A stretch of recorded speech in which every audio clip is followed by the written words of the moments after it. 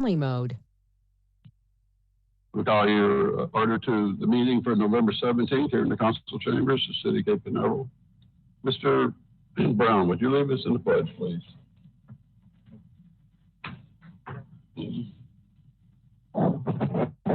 Allegiance to the flag of the United States of America and to the republic for which it stands, one nation, under God, indivisible, with liberty and justice for all. Good evening, ladies and gentlemen. We'll move right into our agenda. Please call the roll. Councilmember Brown? Here. Mayor Hogue? Here. Councilmember Kellum? Here. Councilmember Morrison? Here. Councilmember Raymond? Here. We have a mayor statement to read for the November 17th hybrid meeting, pandemic advisory. Advisory, due to the COVID-19 pandemic, this meeting is being held both in person and virtually via communications media technology. For the public records, all speakers, including myself, council staff, and members speaking at the podium, please speak clearly and directly into the microphone in order for your voices to be recorded and heard by virtual attendees. The virtual attendees who wish to participate during the meeting, during the public participation portions of the meeting, click the hand icon on the upper right-hand corner of your screen, turn on or unmute your microphone. Please be patient. Staff will unmute your mic and advise you when you're live and you can speak. State your name and residence, and you can begin to speak. You'll have 3 minutes to speak. You'll have the 3 minutes to speak. Please use proper decorum. The council can then choose to respond to your comment or move on to the next commentator until all have been heard. If you raise your hand accidentally clicking again, we'll lower your hand. Staff will only be monitoring raise hand functions. Question functions will not be monitored. Okay, we can go ahead and start into our meeting. We have oaths of office. Mr. Morrison, I guess your brother's going to do it, right? Okay. Go ahead, Mr. Morrison.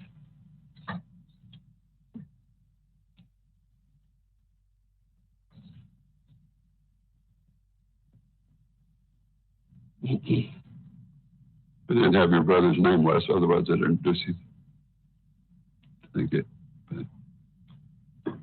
Mayor Hogue, Council, Mr. City Manager, Mr. City Attorney, respectfully, thank you for the opportunity to take part in this special occasion on the year. This is my brother.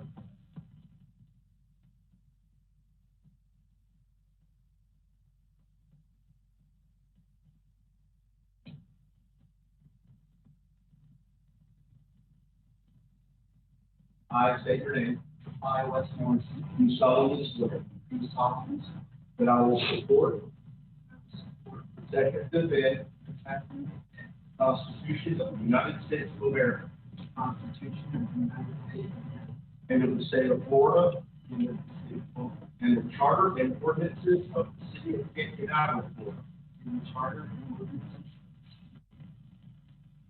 and that I am entitled to hold office in the city of Cape Canaveral, Florida. I will faithfully perform all duties of the office of city council in Cape Canaveral. So help me God.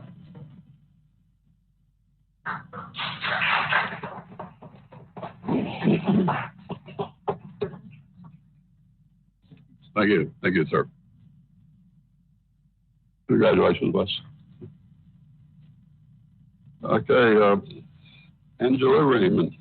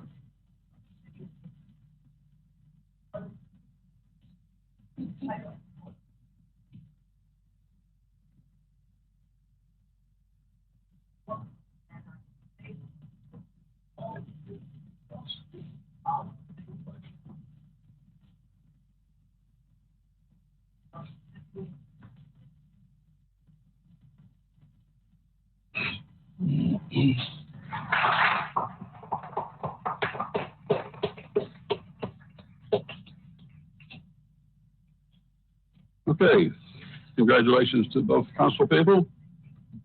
And we're going to move into selection of Mayor Pro Tem.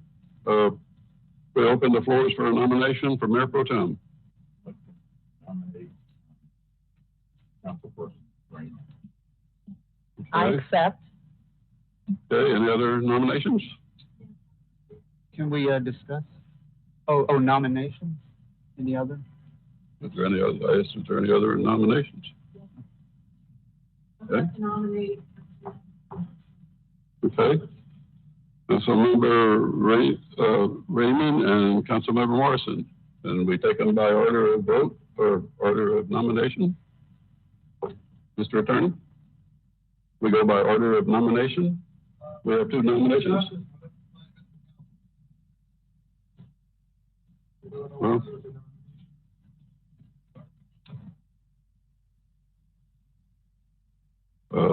it really doesn't really tell you what to do, but that way. But it's up to the council, and I guess I think we go in order of nominations. So, Mr. Mayor? yes, sir. Can I clarify what you mean by order of nominations? By in which order they came in, 1, 2, 3, or first, second, and third. So the first one to speak would be are you saying Well, the vote will be taken up in order of nominations? I would think that is. There's nothing in the Robert's Rules of Order that clarifies that situation that I could find.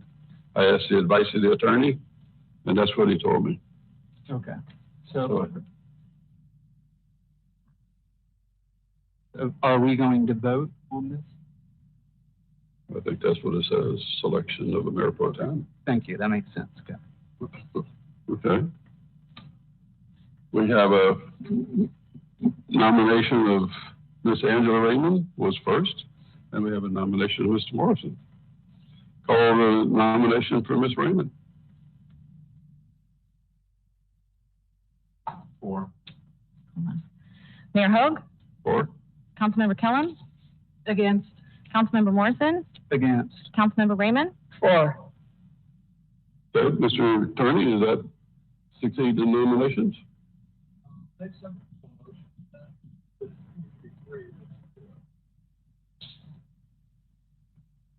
Okay, we have a motion to accept this vote. Is that what you want? Okay, we have a motion to accept the nomination and selection of Ms. Raymond for Mayor Pro Tem. Call the roll, please. Second? I second. Second, Mr. Brown. Councilmember Brown, Kind of confusing. For. Mayor Hogue, For. Councilmember Kellum. Against. Councilmember Morrison, Against. Councilmember Raymond. For. Okay. Nominations are over with. Mrs. Raymond has been selected. Okay, we're going to go to public participation. I have two cards. One of them is kind of on agenda items, and I don't know if you intended to speak at that time because, and also, Mr. Brenninger, are you, okay, you filled out a card for two nominations or two items on one card.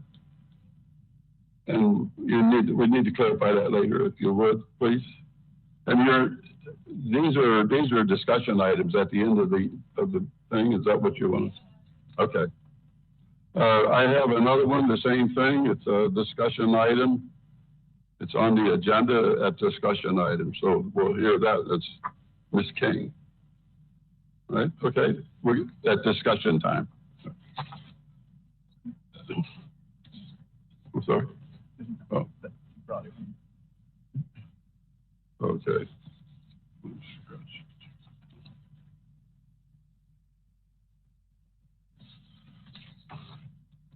All right, we'll move on into the agenda. We got interviews and presentations. Let me get caught up here. Mr. Mayor, if I may say something, we do have a hand raised for public participation. Okay, do you have anybody out there other than for what's on the agenda as discussion items? They just have their hands raised for public participation. I do not know exactly what they want to speak about. Okay, well, I would like to just say this, we have cards coming in for the discussion items of hate speech, and I do have one here that's for motorized scooters and golf carts. That's not on the agenda, but we can open public the discussion for something that's not on the agenda. Go ahead, Daniel. All right, there are two individuals now with their hands raised. The first hand raised is Mr. Patrick Campbell. Okay. Mr. Campbell, you're unmuted. If you want to unmute yourself, you'll be live. You have 3 minutes, sir. Okay, thank you. Patrick Campbell, 307 Surf Drive, Cape Canaveral. At the last council meeting, Mayor Hogue presented serious allegations of misconduct attributed to Wes Morrison and Mickey Kellum. The discussion concerning the allegations did not complete, and the citizens of Cape Canaveral were not provided the opportunity to speak on the agenda item. I would like the discussion be brought back to the council and brought to closure, including allowing residents to hear and comment on the facts. Thank you.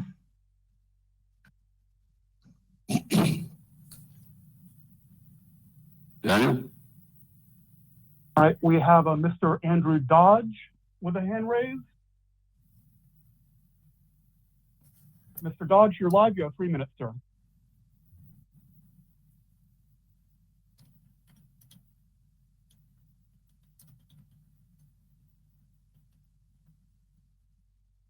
That out of the different city council meetings I've attended, I've watched Mayor Hogue be very distasteful, very unkind to a lot of the citizens. And it's very ironic that he brings up a conduct issue, especially regarding an issue that had to do with a city councilman that I asked questions of. And so I find this very hypocritical, and I'd like to see a response to this. Otherwise, I think this is not a very democratic process we've entered into. Thank you. Daniel, is anybody else? No, sir. No other hands raised at this time, sir. Okay, we'll bring public discussion back. Anybody here? I have a card on dogs on the beach and motorized bikes and golf carts on sidewalks. And it's not quite, is that the item you want to speak on, or on okay. But it's kind of a mix of different things. Right?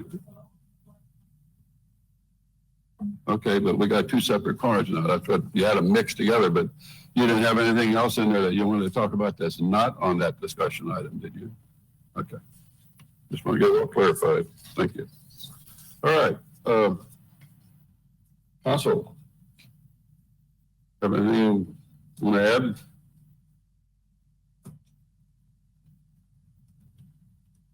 Okay, close public discussion. We'll move on to our agenda. I thought it was it's for one of the discussion items at the end of the meeting. Well, it's item probably 12. Just a minute, I'll tell you.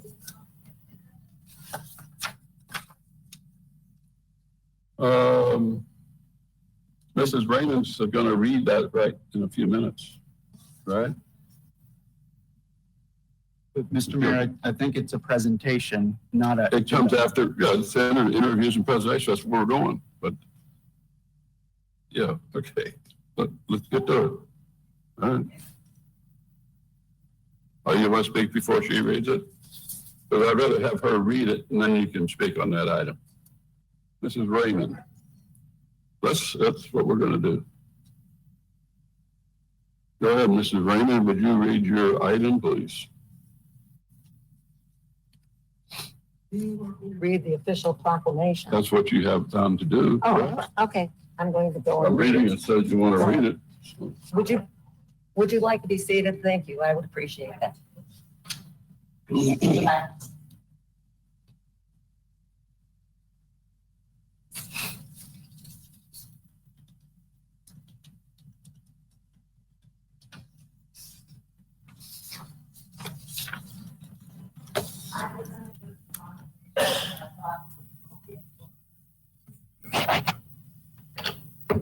Angela, would you face the dais, please? Read I'm it. trying to get this.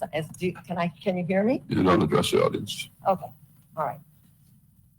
The official proclamation, City of Cape Canaveral, Florida. Whereas hate violence has become a daily occurrence and is increasing at epidemic rates across the nation. And whereas history has tragically taught us what happens when people stand by and allow acts of violence, hatred, and injustice to occur.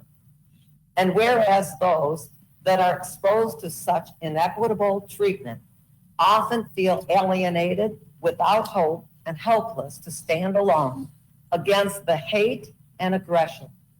And whereas on June 2nd, 2020, Isaac Selver, president of the Florida League of Cities, expressed deep and sincere sympathy to the family of George Floyd and deplored and repudiated the actions that led to the loss of life. And whereas the City of Cape Canaveral stands with the Florida League of Cities, President Isaac Selver, and other municipalities in echoing that sympathy to the family of George Floyd and of others that have suffered similar fates, and deploring and repudiating the actions that led to the loss of life. And whereas the City of Cape Canaveral is committed to supporting the Florida League of Cities pledge to work as a family of cities to respond to the call for equality being heard throughout our nation. Now, therefore, Robert E. Hogue, Mayor of the City of Cape Canaveral, Brevard County, Florida, do hereby proclaim commitment to supporting the Florida League of Cities in its mission to create a framework for equitable communities and declare that the City of Cape Canaveral stands against hate. Thank you very much. Thank you, Angela. That's it for presentations. We have Mrs. Andrea Shea King for discussion. Thank you, Mr. Mayor. I'm addressing, Andrea Shea King, 717 Orange Avenue in this awesome city of ours. And I'm addressing this to the council this evening. I want to know if any of you have heard any hate speech since this proclamation was read the first time and now the second time. If so, where was the hate speech communicated? Was it in a private venue or was it public? And since this is just a proclamation not voted on by the council with no binding effect, do you believe we need to do more? Would a law banning hate speech be of interest to Councilwoman Raymond? If so, what are the consequences? If hate speech does not have a legal definition in the US, how does Councilwoman Angela Raymond define it? I think some citizens are against hate speech. However, I do not know any that want to try and muzzle speech. Maybe hate action, but speech? Not so much, because you see, it's a double-edged sword. If hate speech is defined by some as using abusive language to a group based on their religion, or their nationality, or their gender, or their race, then that brings up an interesting point. Are the residents a group? Well, they sure are. Are the elected officials another different group? I say yes. So I have to ask, is it hate speech if an elected official group member publicly documents communication in writing that the entire resident group of citizens of Cape Canaveral are stupid and uninformed, quoting Councilwoman Raymond. If that's not hate speech, then what is? I do not support hate speech, but I don't think we need the government represented by one person through a proclamation telling us to speak a certain way and then lecturing and reading it again to remind us. We are all adults. We are not her class of students as she was used to. I would say that I am against hate speech, but I'm also against Councilmember Raymond calling the residents of Cape Canaveral stupid. However, neither of those things should be illegal because we are free to speak as we may. We bear the social consequences of our speech, and that's enough. If anyone should be reminded of anything, it should be Councilmember Raymond, who was elected to represent all of the people, and our code of conduct states that we are held to a higher standard. Since Raymond wants to reread the proclamation, I want to reread the code of conduct, which says, I will respect diversity and encourage the open expression of divergent ideas and opinions from fellow city council members, city manager, city attorney, staff, and citizens of Cape Canaveral and city utility customers. I will listen actively and objectively to others' concerns or constructive criticisms.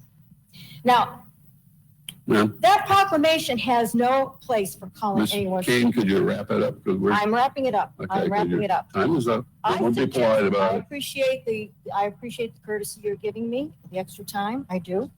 They do it for members of Congress. I really appreciate the fact that you're doing it here.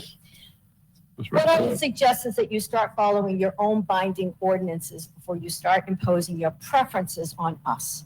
The proclamation was one person's opinion because only one person signed it, and that was the mayor.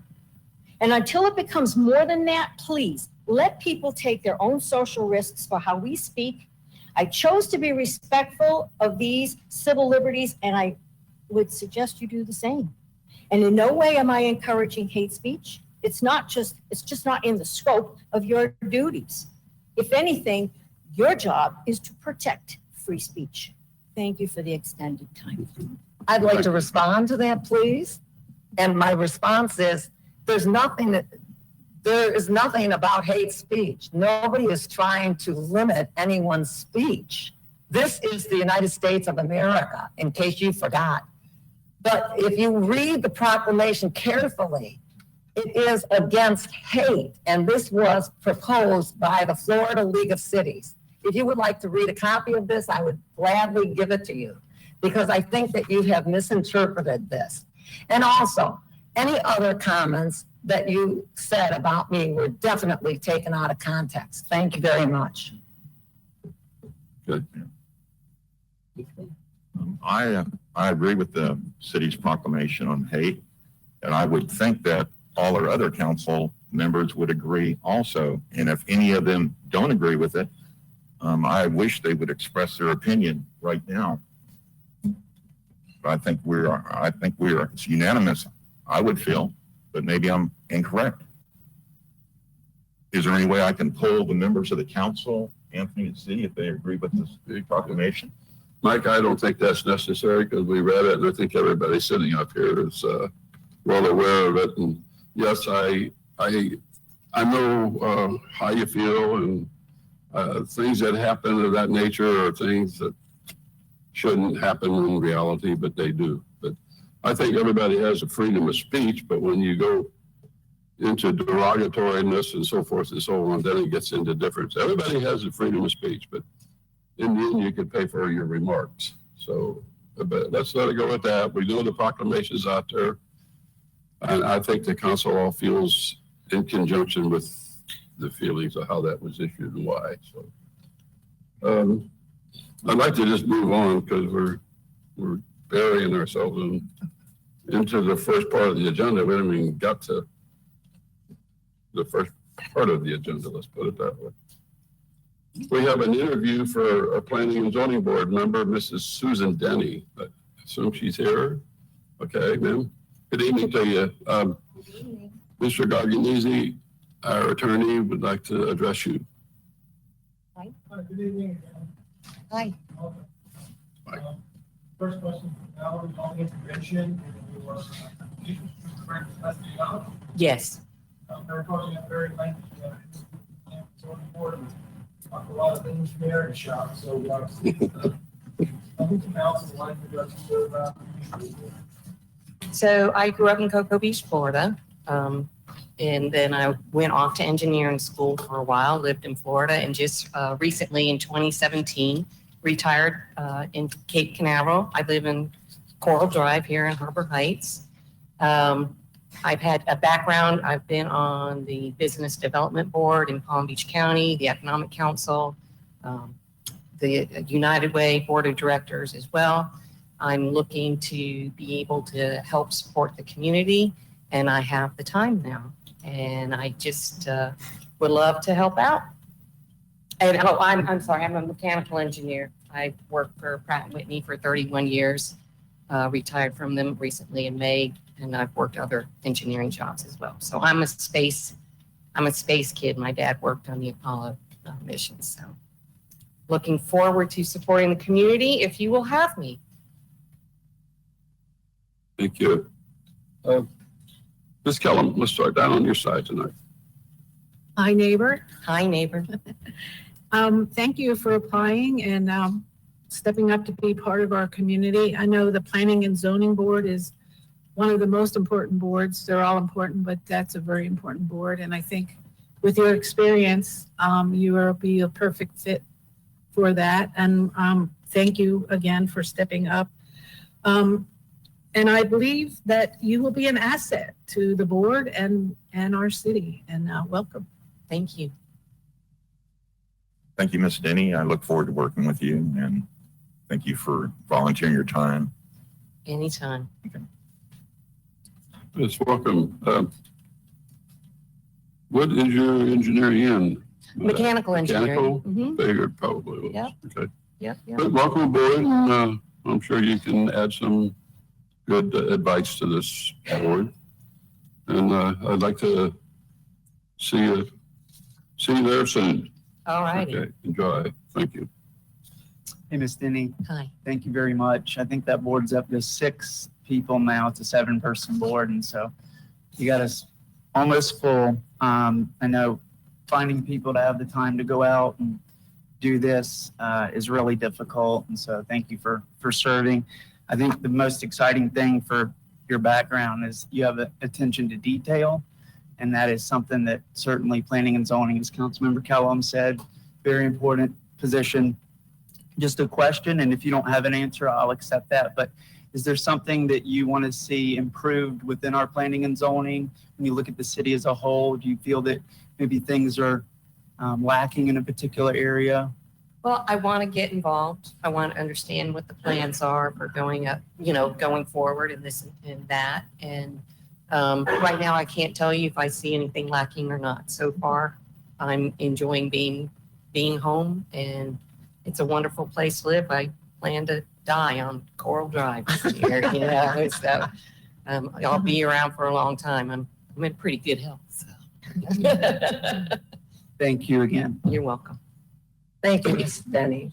And I think that you'll enjoy the community service here. The staff is easy to work with. Mm-hmm. And I think that it's good to get involved and actually get busy and be involved with the city so that we can keep moving forward. Yep. Thank you very much. Thank you. Thank you. Thank you. Thanks for applying, and we'll be hearing that in just a few minutes. All It's on right. the consent agenda. Thank you so much. Now, am I free to go, or If you care to, you can stick around and watch the meeting, or I am going to go tonight, but I will stick around.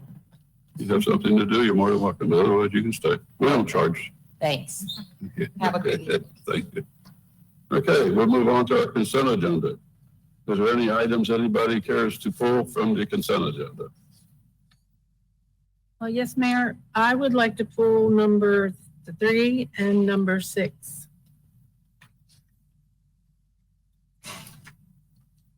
Okay, anybody else? Okay. Hearing none, we'll move for a motion to pass items 1, 2, 4, and 5. Mr. Mayor, I move that we pass consent agenda items 1, 2, 4, and 5. Thank you. I second it. Okay, we have a motion by Mr. Morrison and a second by Ms. Raymond to pass 1, 4, 5. 1, 2, 4, and 5, I'm sorry. Can you call the roll, please? Councilmember Brown, 4. Mayor Hogue, 4. Councilmember Kellum, 4. Councilmember Morrison, 4. Mayor Pro Tem Raymond, 4. Okay, Ms. Kellum, you have item number 3, approve the budget schedule? Yes, I just had hoping to get a consent from the council or a discussion on the CRA meetings that are scheduled. I would like to see them start at 5 instead of 5:30, because if there are things that need to be discussed, we always seem to be rushed to get to the next meeting. And they are on a as needed basis. So, you know, if we don't need them, we don't have them. But if we do, I would like to see them start at 5 instead of 5:30 in case there's things. And if it's a short meeting, you know, the staff that would be there for that meetings could go home, or we could get a break, because sometimes our council meetings seem to go on for a while. So, and then, you know, the CRA is important. I would just like to see what the council thinks about starting those at 5 instead of 5:30. That's my only, So I'd like to ask, I guess, Mr. Morley, is there any set reason why we are set at 5:30 for that board, or is there? The only reasoning is that we want to meet before the council meeting, so it's convenient for council, but not for 5:30. It could be changed to 5 o'clock if the council wishes. There's no reason why the city has put it this way. Correct. Okay. All right, council, it's kind of open for discussion. If we heard Mr. Morley, 5 o'clock or 5:30, to me personally, it doesn't make a difference. I can meet at any time. Mr. Mayor, if I may, I think your question is good to Todd. So 5 o'clock, that's going to be okay, breaking off that day early for staff to make it happen. I think in most cases, the staff that's here for a CRA meeting is going to be here for the council meeting anyways. It won't affect staff. Yeah, Mr. Mayor, thank you. 30 minutes is time well spent. We always, just historically, we are in a fire drill sometimes getting down towards the end. And as Councilmember Kellum said, 4 meetings a year, we usually cancel 3 of them. And that last one at a minimum, I think, should be moved up. If we have to, I think we're required to have the 1 per year to discuss the financials. And so I think 5 o'clock, I would even be in favor of moving it to 4:30, but 5 o'clock is fine with me. Ms. Raymond, you got any comment? Usually it goes pretty fast. I think 5:30 is fine, and I think that that's been acceptable. I don't feel that we've been rushed at all. It seems like we had very little business to discuss. So I think 5:30 is appropriate. Thank you. Mr. Griffin? In the past, Todd, our city manager, have we been able to complete the business of the CRA within the 30 minutes that we have allotted? To my recollection, yes, we've never had to come back for another one for unfinished business.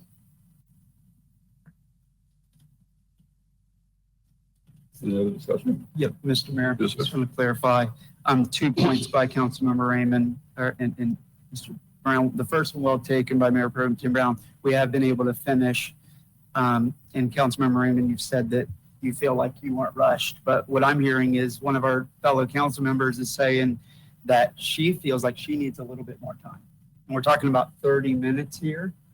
And I'm telling you, while you may not have felt rushed, I felt rushed.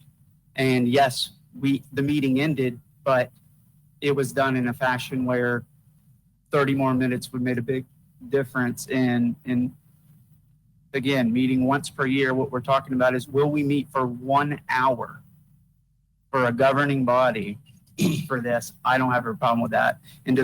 I really don't want to push back from 5 to 5:30. And so I hope we can make this happen. I think at minimum, if we start at 5 and we end at 5:30, it's kind of nice having 30 minutes to break before the 6 o'clock meeting happens. I'm sure we can all benefit from that. So that's my final comments. Thank you, Mr. Mayor.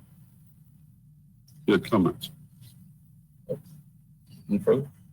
No, I just think that, we're implementing the other part of the CRA where we're trying to help citizens, and there might be more things that are coming up in the future that the 30 minutes, if it takes us 30 more minutes to help our citizens with some CRA money, I think it could come up, and I don't think 30 minutes is a big deal. I just, at the last meetings I was at, we didn't have a lot to talk about, but the budget meeting starts at 5, and I think the CRA is important enough to add 30 minutes. I mean, if we do it a couple times and we realize we don't need it, then we can change it. But I just thought it would be good. I just don't want to feel rushed and have to get to the end of what we're talking about because we got a meeting at 6 o'clock. Good. Mr. Brown, you got anything? I'm not gonna argue about or disagree on the 30 minutes. To avoid having to rush through anything, I'll agree to putting it at 5 o'clock. Okay. Discussion's been heard. Need a motion. I'll make a motion that we change the meeting time to 5 o'clock for the CRA meetings on an as-needed basis. Or could you clarify as needed? What do you mean? As they're called out, all the meetings? Or? Well, it says on this CRA board meeting 5:30 if needed. So we don't use every one of those meetings. And then you want to change that one to as needed, change it to make 5 all o'clock as needed. CRA. Okay, that's what I mean. Mhm. Clarify what you, okay. So the motion is to change all the CRA meetings that are listed to 5 o'clock. Yes. Okay. And keep them on at 5. This way. Mhm. Everybody understand the motion? I'll second the motion. Okay, we have a motion and a second to change the CRA meetings listed on the schedule to 5 o'clock and keeping the scheduled 5 o'clock meeting for budget hearing at 5. Call the roll. Councilmember Brown? 4. Mayor Hogue? 4. Councilmember Kellum? 4. Councilmember Morrison? 4. Mayor Pro Tem Raymond? 4. Mayor? Yes, sir. We will forward a revised schedule accordingly to the council. Thank you. Okay, item number 6, Ms. Kellum. Yes, I would like to make a motion that we table this agenda item for the reason that I went out there today to look at the lot, and it was confusing to me because the trees it didn't look right. So I came to the city and talked to Mr. Dickey, and he explained to me that the applicant somehow did not get all the information we needed to this agenda item. There's actually 2 lots and 3 trees that are specimen trees. So I thought if we could just table this item until the next meeting and have it all together and all the right information before we go ahead and approve this specimen tree. And then I thought while we were on the tree ordinance and permits for specimen trees, that we could maybe look at the ordinance itself. I had a couple questions for Anthony about, the tree size. It's 24 inches around. Is there a way we can, because there's lots of trees that are 23 inches that are specimen trees that they don't have to have a permit, or they just take them out. And we are the city of trees, and we keep losing more and more trees. We had every oak tree on Anchorage got cut down, trees along Ocean Woods in the back. There was peppermint, Brazilian pepper plants, but also trees were taken out there. And lots of trees on this street. We did specimen trees on 333, 337, and 307.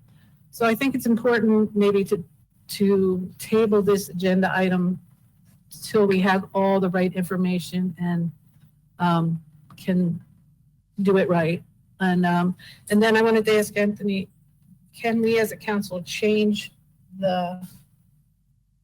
from like 24 inches to 23? Or, I mean, it would take talking to the arborist and getting all that information.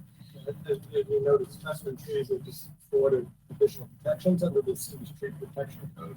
There is a code definition for specimen tree. It's in that definition that the 24 inches comes into play. So the city council wanted to modify the definition of specimen tree regarding the caliber of trees that fall within that definition.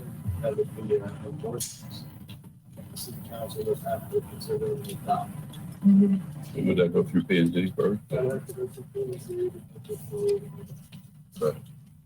And then also, I noticed, and I was talking to Mr. Dickey about it as well, is when people apply for this permit to remove a specimen tree, there's no charge.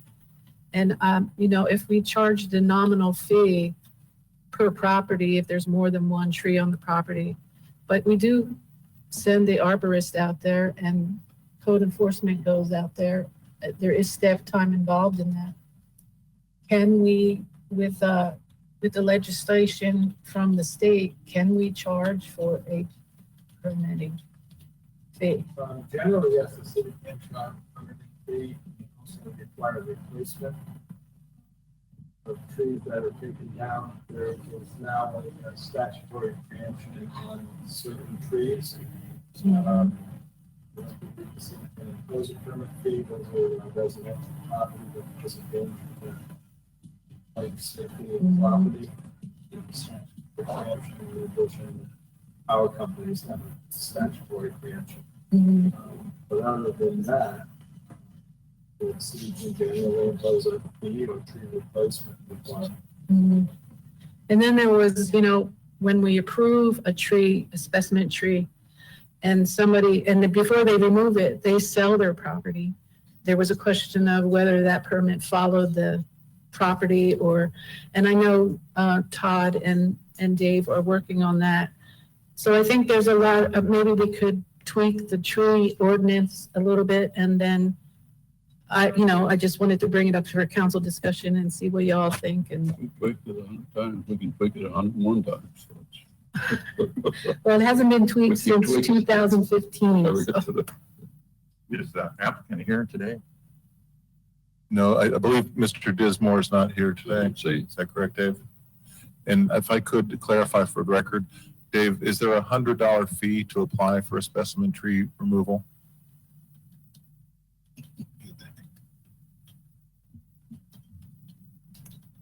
Good evening, everybody. Good evening. Excuse me, members of the council.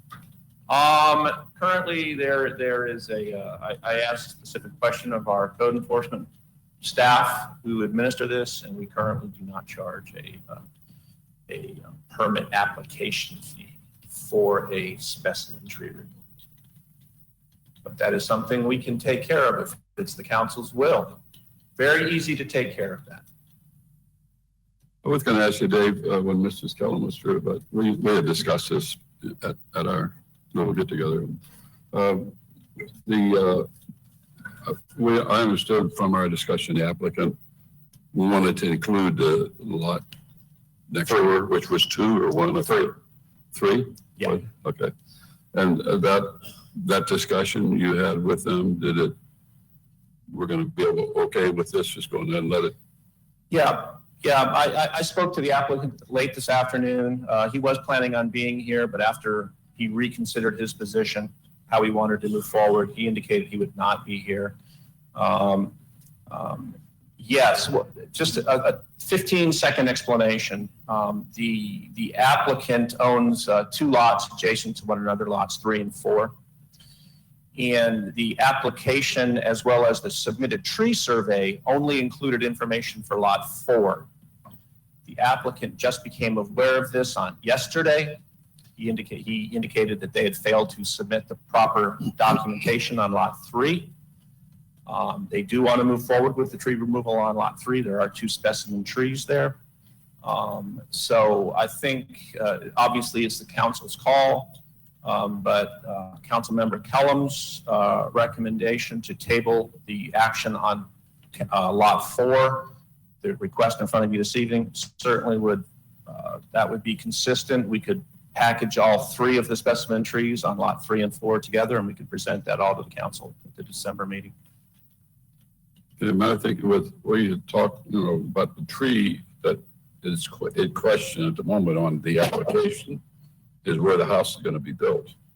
The other lot, he has a removal over there, but what was the purpose for removing? We never got to that point in the meeting. There's a house proposed on Lot 3 as well, and there are 2 specimen trees on Lot 3 that are within the footprint of the home proposed on Lot 3. So those 2, if the council decides to move forward with that, those 2 trees will need to come down in order for that home to be built on Lot 3 as well.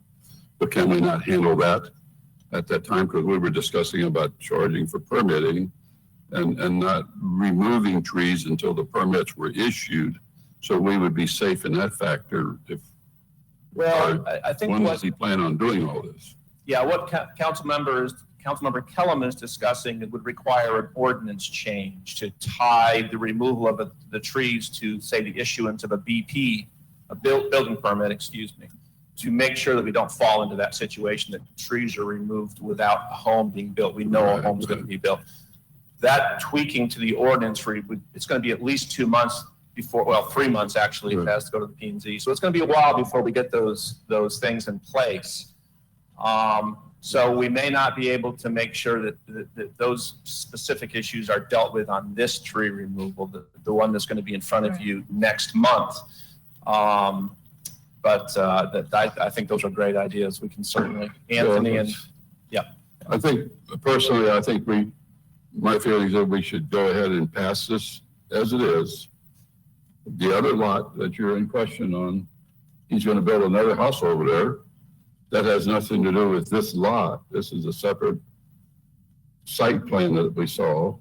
It only has the 1 tree that's going to be removed under this request.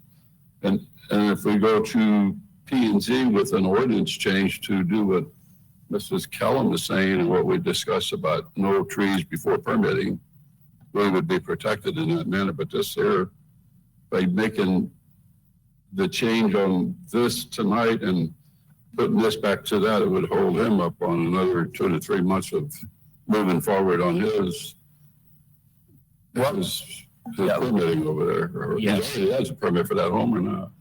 Pardon? Does he already have the permit for that home? No, they've not submitted for the building permit yet. Yeah. This was moving forward with this initial step. Yeah. But we'd be holding that process up for another 3 months again. Yeah. Well, and we're talking about hurting people that are trying to do things to make a living, and here we go. I think in my opinion, I would like to just pass this the way it is, and then let him come on in and do his permitting. You can't take that tree out. I have a question.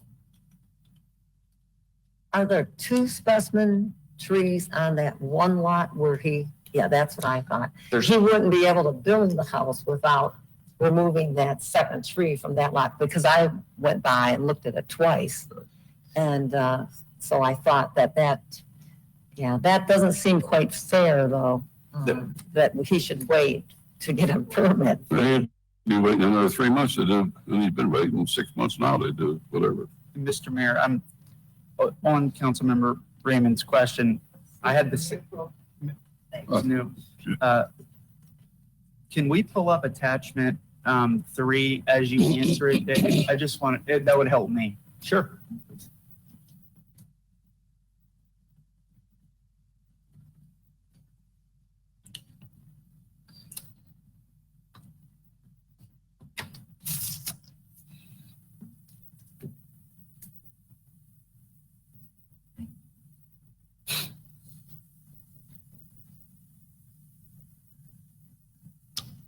So Mayor Pro Tem Raymond asked the question, and I interjected before you could answer, and I wanted to So Yeah. I was. Yeah, again, there's two parcels in play here. We're looking at parcel 4 right here, which is the easternmost parcel closer to the beach. Lot 4, is that? Yes, lot Okay. 4.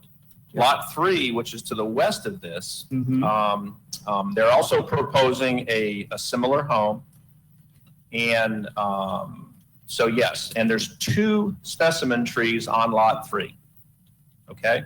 Mhm. There's 1 specimen tree on lot 1, and that's the one right in the middle of the house. You can see, I think it says, I don't have my, I believe it says 30 or 35 inch oak right there in the middle of the home. So that's the one that they're requesting. Yes, Daniel, that's the one right there. That's the one that needs to come out in order for that home to be built On lot 4. on lot 4. And in Councilmember Kellum's, one of the issues, there was incomplete paperwork. Because I'm hearing what the mayor's saying, 2 lots, 2 separate application processes. Can we talk about one lot, which lot is completely satisfied and which one may not be? Yes, lot 4 is completely satisfied. Okay. The basically what the step. Now let me quickly go through the process.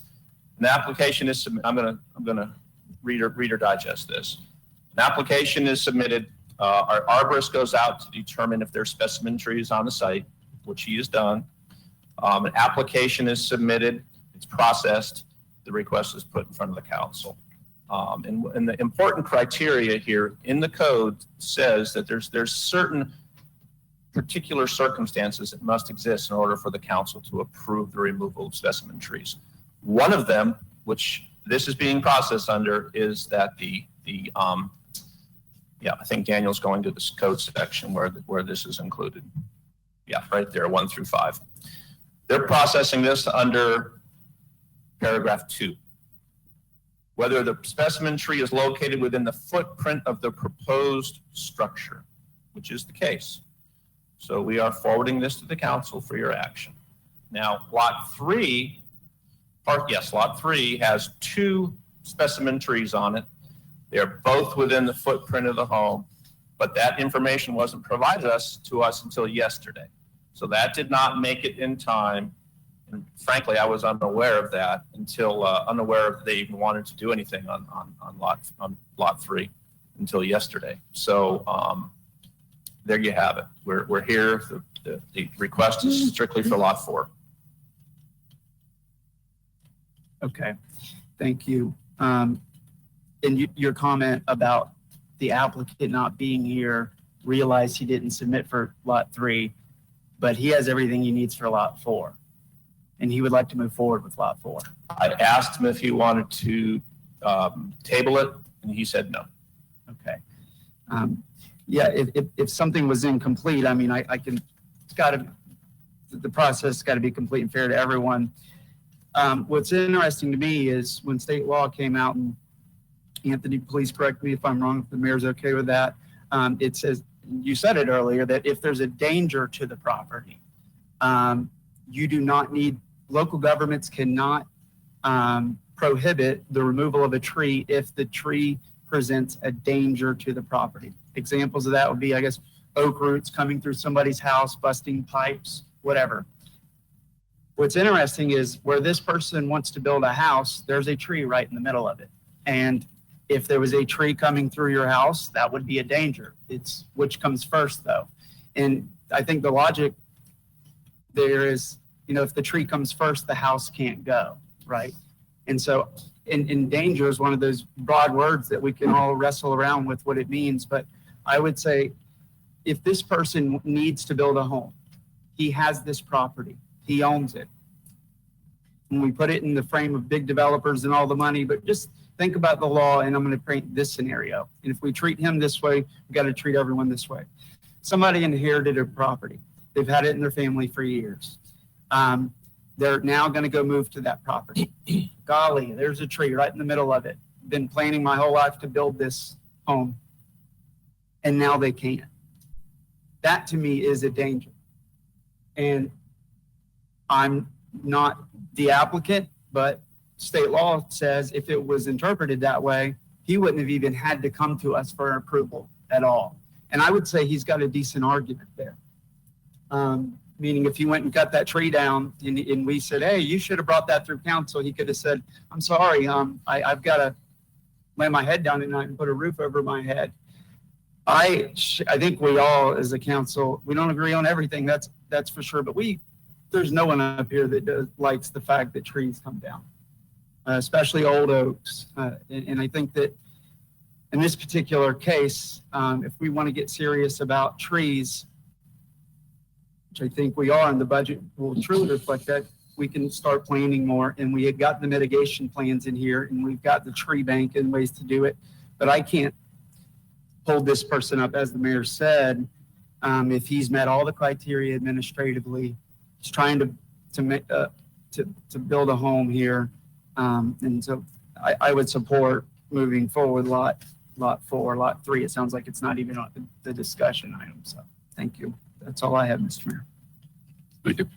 Anybody else? Dave, a tree this size, what is he going to put into the bank, and how many trees does he have to add to the property? Yeah, mitigation is $50 an inch. So let's just say this is a 30-inch tree, be $1,500 going into the mitigation. Along with additional trees, or? No, that would be in lieu of planting additional trees. Now, when the applicant comes in to apply for his building permit, at that point we require submission of a landscape plan. And that's when we typically get our trees. And if there aren't the appropriate number of trees on a parcel, we get them at that point. In this case, there's lots of trees on this parcel. So from a landscaping plan standpoint, we're going to be okay. So I think it's just going to be a simple $50 times the DBH and goes into the mitigation bank. Thank you, David. Clarified it.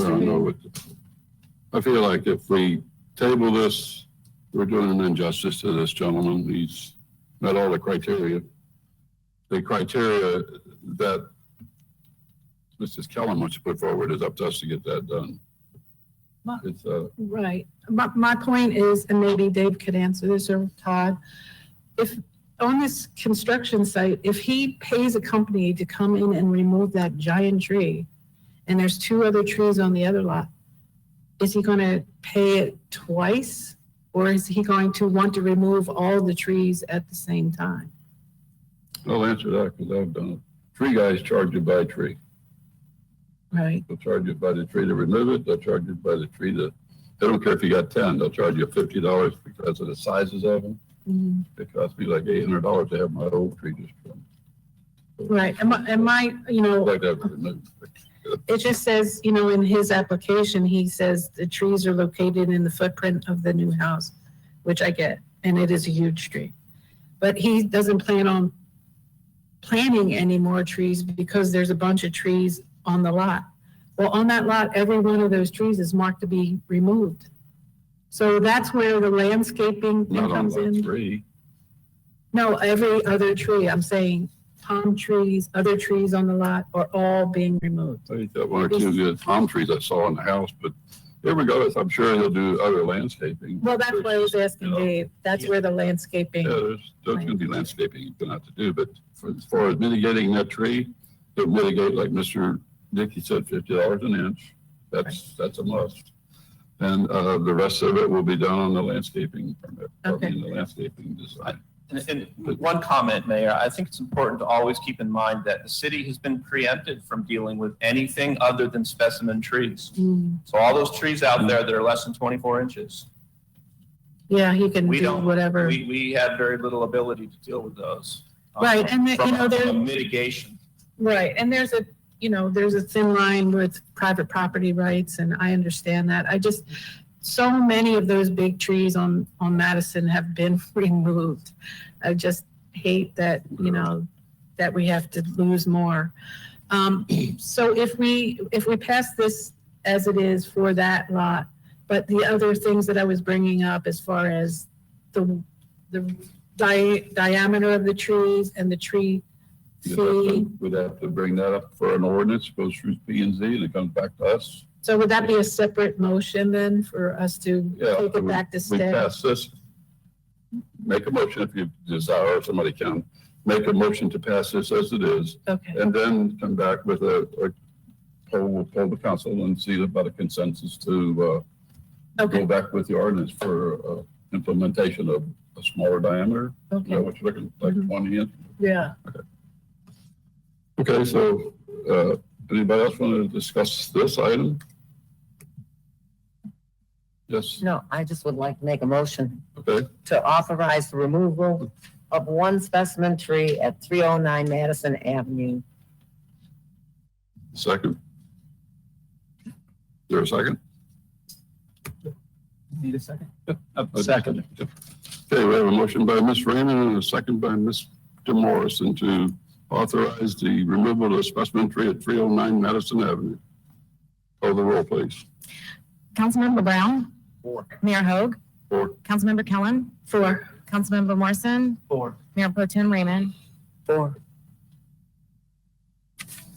All right, we're going to go into public hearings. Ordinance number 05-2020. The second reading, land use change, Mr. Garganese.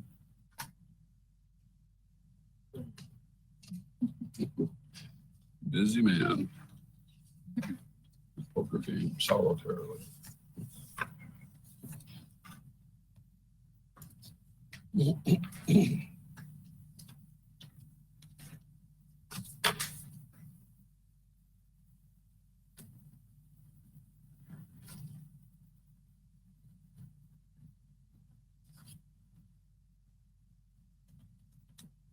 Ordinance number 05-2020, ordinance of the city council of the city of Cape Canaveral, Florida, generally related to land use and some requirements authorizing operations of between dispensing vehicles and temporary accessories to certain limited zoning districts.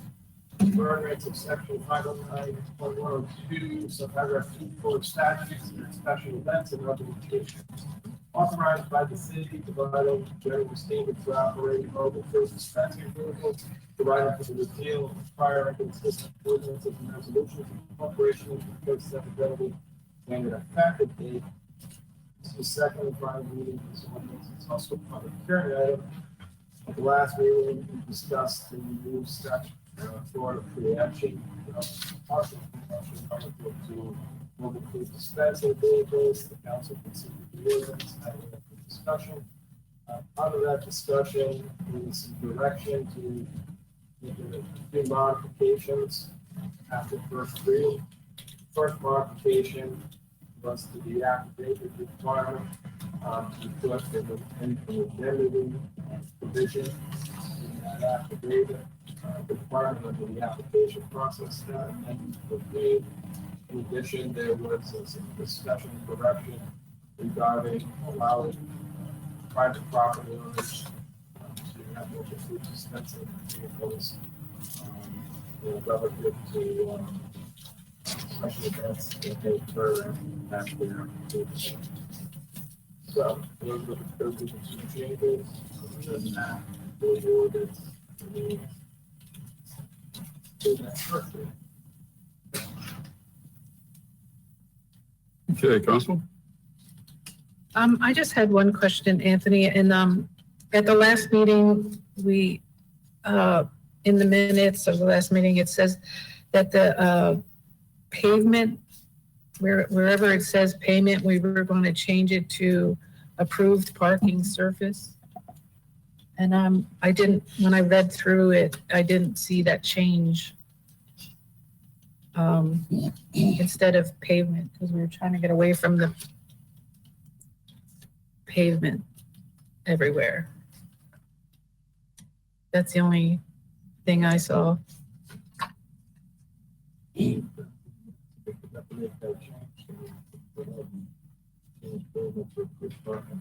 It's noted in one of the bullet points that it's a paved surface and it says 600 square feet, but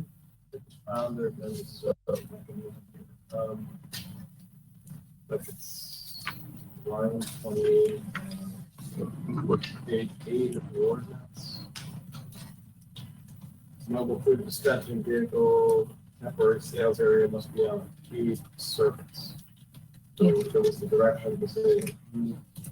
Approved parking surface. That's my oversight. I didn't make that change. They certainly could not change. change that. If the council adopts the ordinance. That's all I have, sir. Okay. Brown? Nothing. Okay, I had a couple of items on it, and I don't know what clarification we'll get, but I'm going to go back over to the bullet points is where I made my notes. The MFDV shall operate on a paved surface and not to exceed 600 square feet. We had a discussion about that, and Yes, sir. Mr. Morley, Dave, you want to address that one? My recollection of the discussion is that should have been broken into 2 bullet points. The first one being the food truck shall operate on a paved surface, and the second one is the food truck shall not exceed 600 square feet. But because they were listed together on one bullet point, it makes it look like the paved surface shall not exceed 600 square feet. yeah, David, we discussed that one. But Yeah. we had to break that up into 2. It does, it reads like it's got to be 600, it can't be bigger than 600 square feet. Yeah. So, If and I know what we, Those What's the open bullets are area? taken right out of the ordinance. So if you go, and I can lump those two together. So if you go to page 8 of 13, on line, starts on line 27. And it says, were you there, Daniel? Yeah. line item number, Starts on line 27. The mobile food dispensing vehicle temporary sales area must be on a paved surface. I think that's what Councilmember Kellum was just talking all about. right? And not exceed an area of 600 square feet. Which is referencing the sales area, Correct. not the paved surface. Not the paved surface. That is the sales area. So there's no change required to the ordinance. It was just because it was worded slightly differently in the agenda cover Right. that the confusion came in. The bullet may have been a little confusing, and I apologize for that. Yeah, it was. But the ordinance will obviously, this is what we'll use to implement this and regulate those uses. It's the ordinance. So, yeah, I think the intent certainly is for the sales area. Open bidding.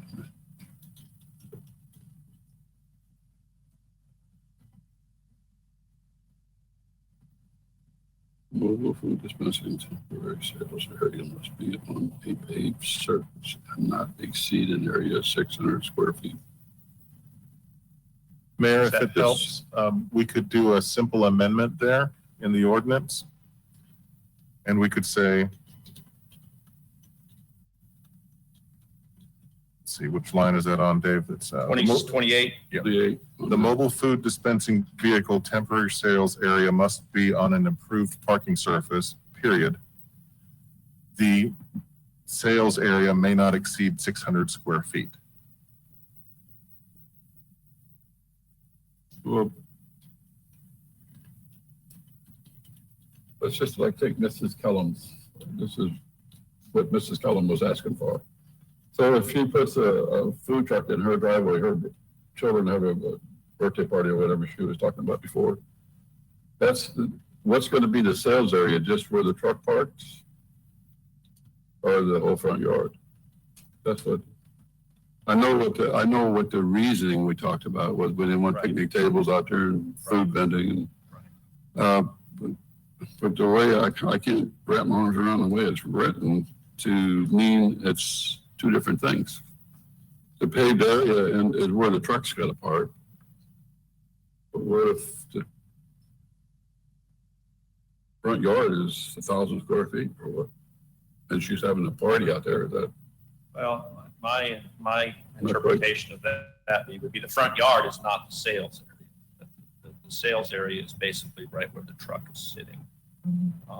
So okay. that's how I would. I don't think we're gonna really get in and be arresting somebody. But No, it's just the way it's written. There could be people misinterpret it the way it's written.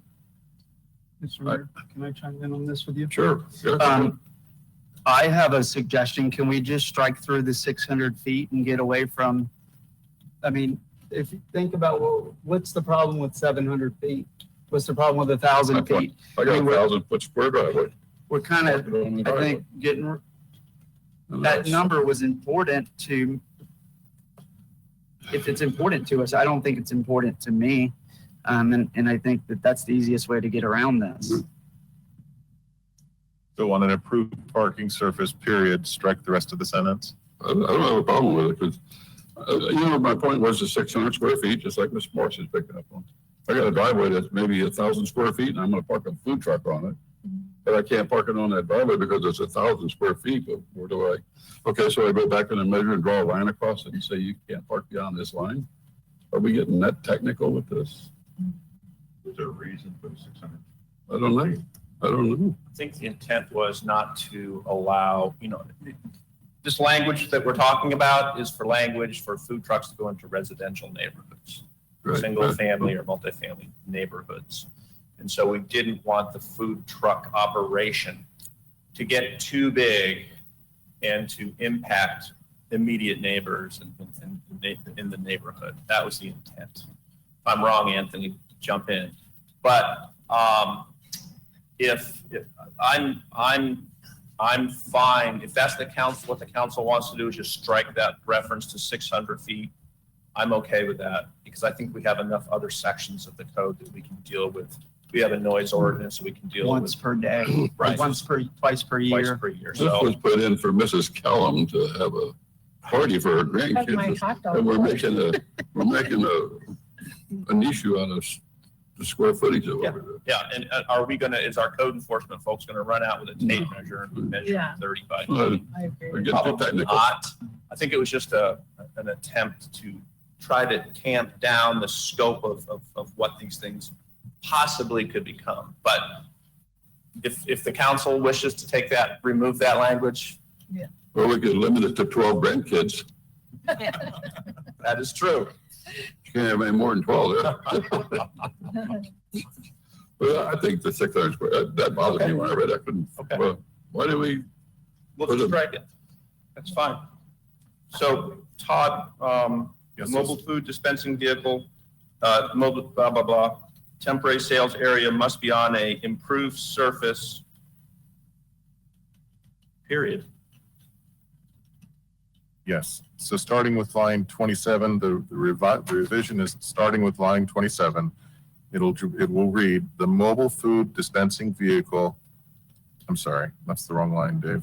No, Mobile food the dispensing mobile food dispensing Yeah. vehicle temporary sales area must be on a paved improved surface, approved period. surface, approved parking surface, Approved parking surface. period. Yep. And then the words and not exceed an area of Yep. 600 square feet and all the rest of that sentence Yep. would be deleted. Yep.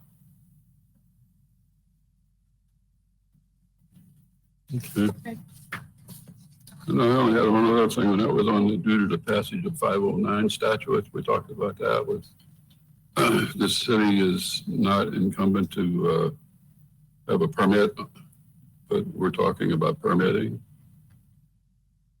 Yeah, Anthony, That was I another guess this one. is more of a question for you. The mayor brought up the issue of the language, the preemption language from the state indicates that the city cannot require an additional permit above what is required by the state.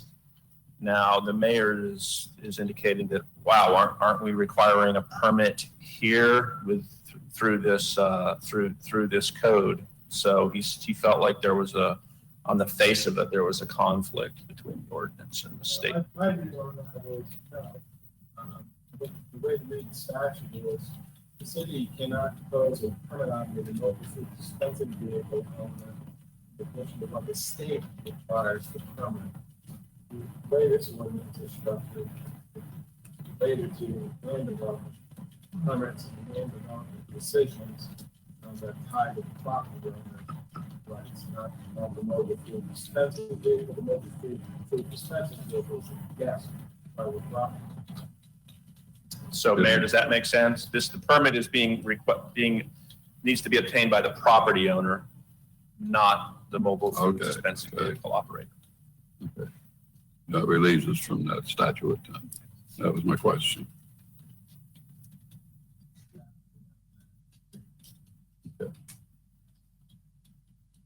Nikki, we don't want to hear you complaining about having to do it. Time goes on Tuesday. Okay, that's the only questions I had on it. I don't know. Anybody else, any? Wes, did you have any? Yep, Mr. Mayor, got a few, kind of one by one.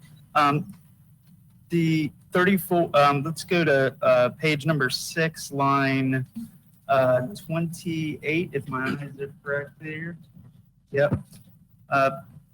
City Manager Todd and I going through this together and started talking about line 29. Yep, we're all there. Good.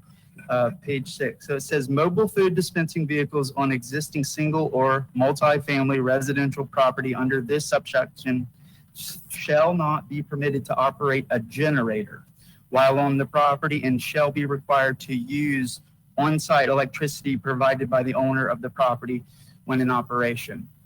I'm not an expert on food trucks, but I know that I think they depend on generators. And I think the intent here was that it's not really a generator problem, it was a sound problem, right? I'm assuming, because they're loud. And I have a generator that's very quiet. And so first point I want to make is all generators aren't loud. And so if problem sound, it would be better if we approach sound opposed to the actual unit. So if we had a noise ordinance, which we do, I think that our existing law already addresses the root concern here. We have a noise ordinance, and I think the better point, actually, Todd helped me, printed it out here, was another part of the code, but. I'd be glad to read that if you Yes, like. thank you, Todd. Yes, sir. Our city code section 34-153(6) is about prohibited noises.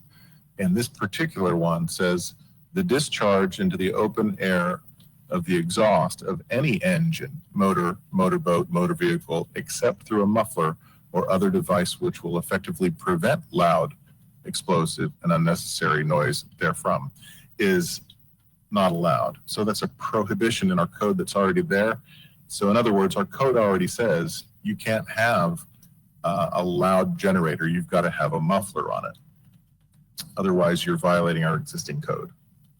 So I think where Councilmember Morris and I got to the point of agreement was, well, if we have this code already in place, shouldn't that suffice? And we needn't put a further restriction on generators for mobile food trucks. If they comply with the code, they comply with the code. If they don't, they don't. Thank you. And the motion I would make, or however we're approaching this, we're going to move each individually, I hope, is just to strike through that last sentence where it starts with starting at line 28 on page 6, mobile food dispensing vehicles, that entire last sentence all the way through the end. Line 28 has got the paved area on it. Page 6? Page 6, Mayor. I'm sorry, I'm on page. I'm on the wrong page. I'm sorry. So yeah, line 28, page 6, mobile food dispensing. I'm with you. All the way to the end. Just reminding the council that the city does have regulations on emergency backup generators. Under the current emergency generators are only permitted to operate during emergency.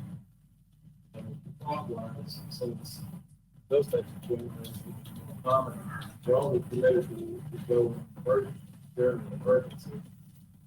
It's one of the main points that mobile food dispensing vehicles operate with generators, that was might be allow them to operate when the emergency generators to emergency. We'll have to start that out. I have a question on that. Thank you, Anthony. That's helpful, Mr. Mayor, if you don't mind. Todd? Yes, sir. I would think that most residents don't know that we have the ordinance that Anthony just told us about. That, I think if you were to poll Cape Canaveral and say, did you know that you cannot run a generator in the city? And so if that assumption is correct, do we see a lot of issues with this coming through community development or code enforcement? I live on Ridgewood. I haven't heard a lot of generators running. Is this a problem in the community? Dave, you're more in tune with code enforcement requests and noise requests. I guess if the question is, if we had code enforcement issues with generator People noise just and running running generators, against No. the issue that Anthony just brought. right, the big, Those are only gonna come on when right, when the power's off. he's talking about only. But no, we haven't Oh, had like any. the 20. But, you know, I mean, if we're getting into the generator noise, we got guys at construction running them all day long everywhere around them. So we're getting into the minute of everything. It's just, I don't think we need to go down all. But yeah, I agree with you. I also discussed that same item and I didn't think that, I was thinking that they would bring it back up. But I think you go to the Friday Fest, the vending trucks are all there with their generators running on. Right. You can stand right there and you can barely hear them. Some of them you can hear, some of them you have to really listen to hear. But motorhomes, mine you can't even hardly hear it running when it's running. But the little small, drag it out and plug in your extension cord, those things are noisy. And that's during an emergency only, that's understandable. But I agree with you, Wes. I also discussed that portion of it, and I'm glad you thought of it to bring it back. Yes, sir. So I don't know if you want to, are we going to do one big motion at the end or with all the changes, or you got? I'm making a list of. Okay. Is there any objections? Okay. Thank you. I got some more. Yep, go ahead. Unless there's something else on that one. I see if you don't. Yeah, I just want to comment on the generator On the thing. noise, Yes, I think I've been around food trucks and at Friday Fest, the generator's running, you can't hardly hear them. But what if I had a taco truck come to my house and he has a generator and the neighbors call because it's too loud that'd be and quiet. he has to leave? I mean, why can't we just give them the option of plugging into the house? Well, and they can most- have that up. And most, Interject here. Most of those food trucks, they take a 50 amp outlet right. for them to plug in. Well, I'm Or saying even that bigger. most of them have that. Most food trucks have that, Have what? the amp to plug into the house. Yeah, but do you have it at your house? I'm sorry? Do you have it at your house? Yes. You got a 50 amp where they can plug into? Yeah. Okay, well, you're all right. Well, what I'm That was saying one of my is that, things when we discussed this in the office was most people would only, for one event, probably wouldn't do that. They have a 50 amp outlet installed for just an event. Oh, I see what you're saying. You have a Okay. camper, so I have one too, but okay, it's, if somebody wanted to utilize this, they'd have to go put a 50 amp outlet in and they probably wouldn't want to do it for the expense. I understand, and I agree with Mr. Morrison. I questioned this, but also we discussed this. And I think it's something that personally doesn't need to be in there. okay, so if the guy comes and he has a generator and it's loud and my neighbor complains, He's violating the noise ordinance, and you can and make then sure my 12 before grandchildren are gonna be that your mad. generator's quiet. Yes, sir, it's quiet. Okay, come on down. Because Okay, we do have a noise ordinance. But we get into too much of this stuff. You know, you'll have a Okay. code book that thick before we, in Amen. another 10 years, it's gotten 50 pounds heavier in 10 years. So you go ahead, Mr. Morrison, you were So on track with thank that. you. The other one is on the, I'm going to try to take you to the page there. The hours of operation. Page. I am trying to find it. Where was that? Line. Is it? I just had it. Somebody finds hours of operation for me on Councilmember Morrison, I see something on page 7 of 13. Okay. And Oh, it's right there. line 36. 36, thank you. So my question is, we've got what are the hours of operation for a restaurant in this city? Those are not limited in our city code. So restaurants are unlimited, can go anytime. And we've got 7 a.m. to 10 p.m. It's Friday Fest over. I think, if the council be willing, can we just think through what would happen, realistic scenarios of what is the risk of removing that and treating them just like we treat restaurants. I think that, you look at all the limitations. They can only go so many days per week. You got noise. So, 10 o'clock at night, they can't be out there being loud. I think that the protections are there, but if somebody's wanting to run a little breakfast shop and they want to get out there at 5 a.m, under our ordinance, they can't. People heading out to work, if they want to set up at a place on A1A and it's little. This is not pertaining to that. This is for residential areas. Oh, that's just the residential? This ordinance is, Generally, that would be the requirement that applies in all cases, except for Right. special events operate under special event permits. So if you were inclined to remove the hours of operation, you may want to consider whether you want to impose any time on residential areas. Okay. you can mix it both. Yeah, well, you bring up a good point, Mayor. We were talking. So Yes, limiting residential, I think that makes 10 o'clock. sense. But, if you're out in the commercial zone out on A1A, we don't have a limit it's commercial, it's business. People got to make a living and it's a value. It's a service. I mean, we've all appreciated Waffle House in those moments, or a McDonald's that's open when there's nothing else open. And so I just think that 7 a.m. is a little late. I think some of them might want to get out there earlier. And I would propose that, can we think about, if there's no real risk and they're in the commercial zone, can we just add in within the residential zone and keep this? And so keep it as written, but just add in. Councilmember Morrison, I think what more effective way to handle that would be to cut it out of this section and paste it in on 110.584.1C6 on page 6. Okay. So you're just moving it to the area of the code that applies Yeah. to the Take it off residential? page 7, put it on page 6. Okay. That's the proposal. I don't know, Mayor, if you want to get consensus on it, but that's the thought.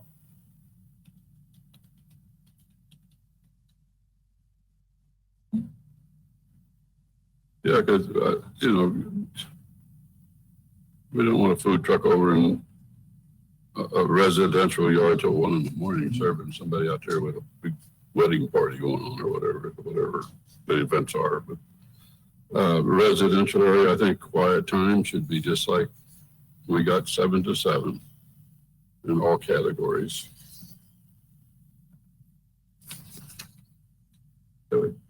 Are we okay with moving this to the residential side, but if you're in the commercial or in the zones that I personally don't have a problem with it. But we're gonna, right, and if we give people a little bit more, if it starts to get out of control, we can always come back in and address it, but I think it's, I don't know if it's, No, you're, I'm all right with it. okay. Council, would Anthony, I think looking to see. anybody got any objections to it? Unless there's any objections, I Yeah.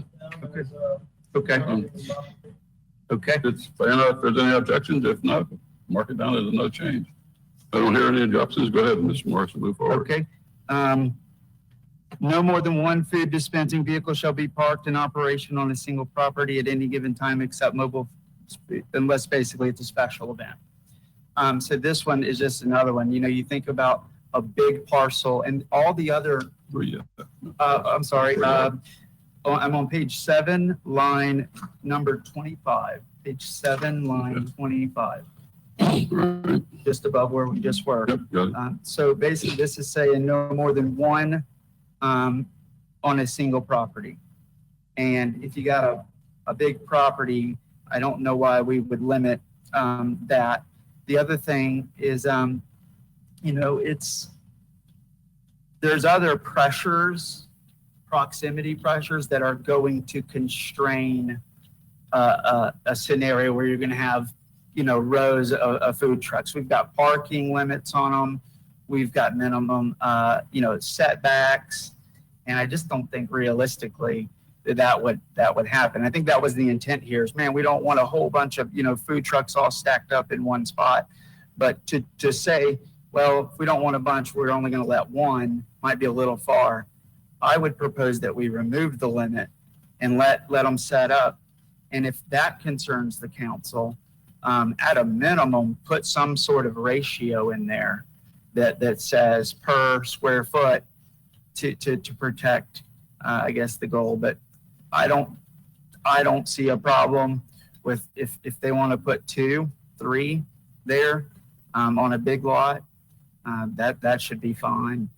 So that's fine. I think you should have your ratio there before you authorize anything to change. So you like the ratio idea? You might have a small place that's a couple thousand square feet, and you have 15 of them piled in there. But or you'd have a place like, let's say the Florida Beer Company, they're the ones that do this off and on. Mm-hmm. They have 2 to 3 mobile trucks in there, or 6 or 8. What would you want in there? They also would have create parking problems for them with the event going on. So you wonder what you did with that. Sure. I think the minimum parking there would fix it. If I can ask a question, Anthony, if there was a ratio 1 per insert a number of square feet, do you have a recommendation on what would make sense or something you've seen in other policies? No, I have not. That's my personal experience. So I know what you're saying, if there's not to it, I just don't know what an appropriate ratio would be, whether it's Well, we were saying 600 square feet. square footage and per square acre. Yeah. For square footage of the open space and parking lot area, rather than full dimensions of the property, obviously, because you have one big property with one huge building on it, right? So it would be appropriate to have a ratio based on available space for them to take a property. Yeah, I'm not sure if that's the best ratio to look at, the size of the parcel. I think my concern would be having too many food trucks on a parcel with frontage. I think frontage is the critical issue here. If you've got a lot of frontage on the street, I think the more parking trucks you could have, because you're going to have a lot of in and out movements, a lot of stop and go coming in and out of the property. That's where the safety issues come into play. So I think, that's kind of how we deal with our signage.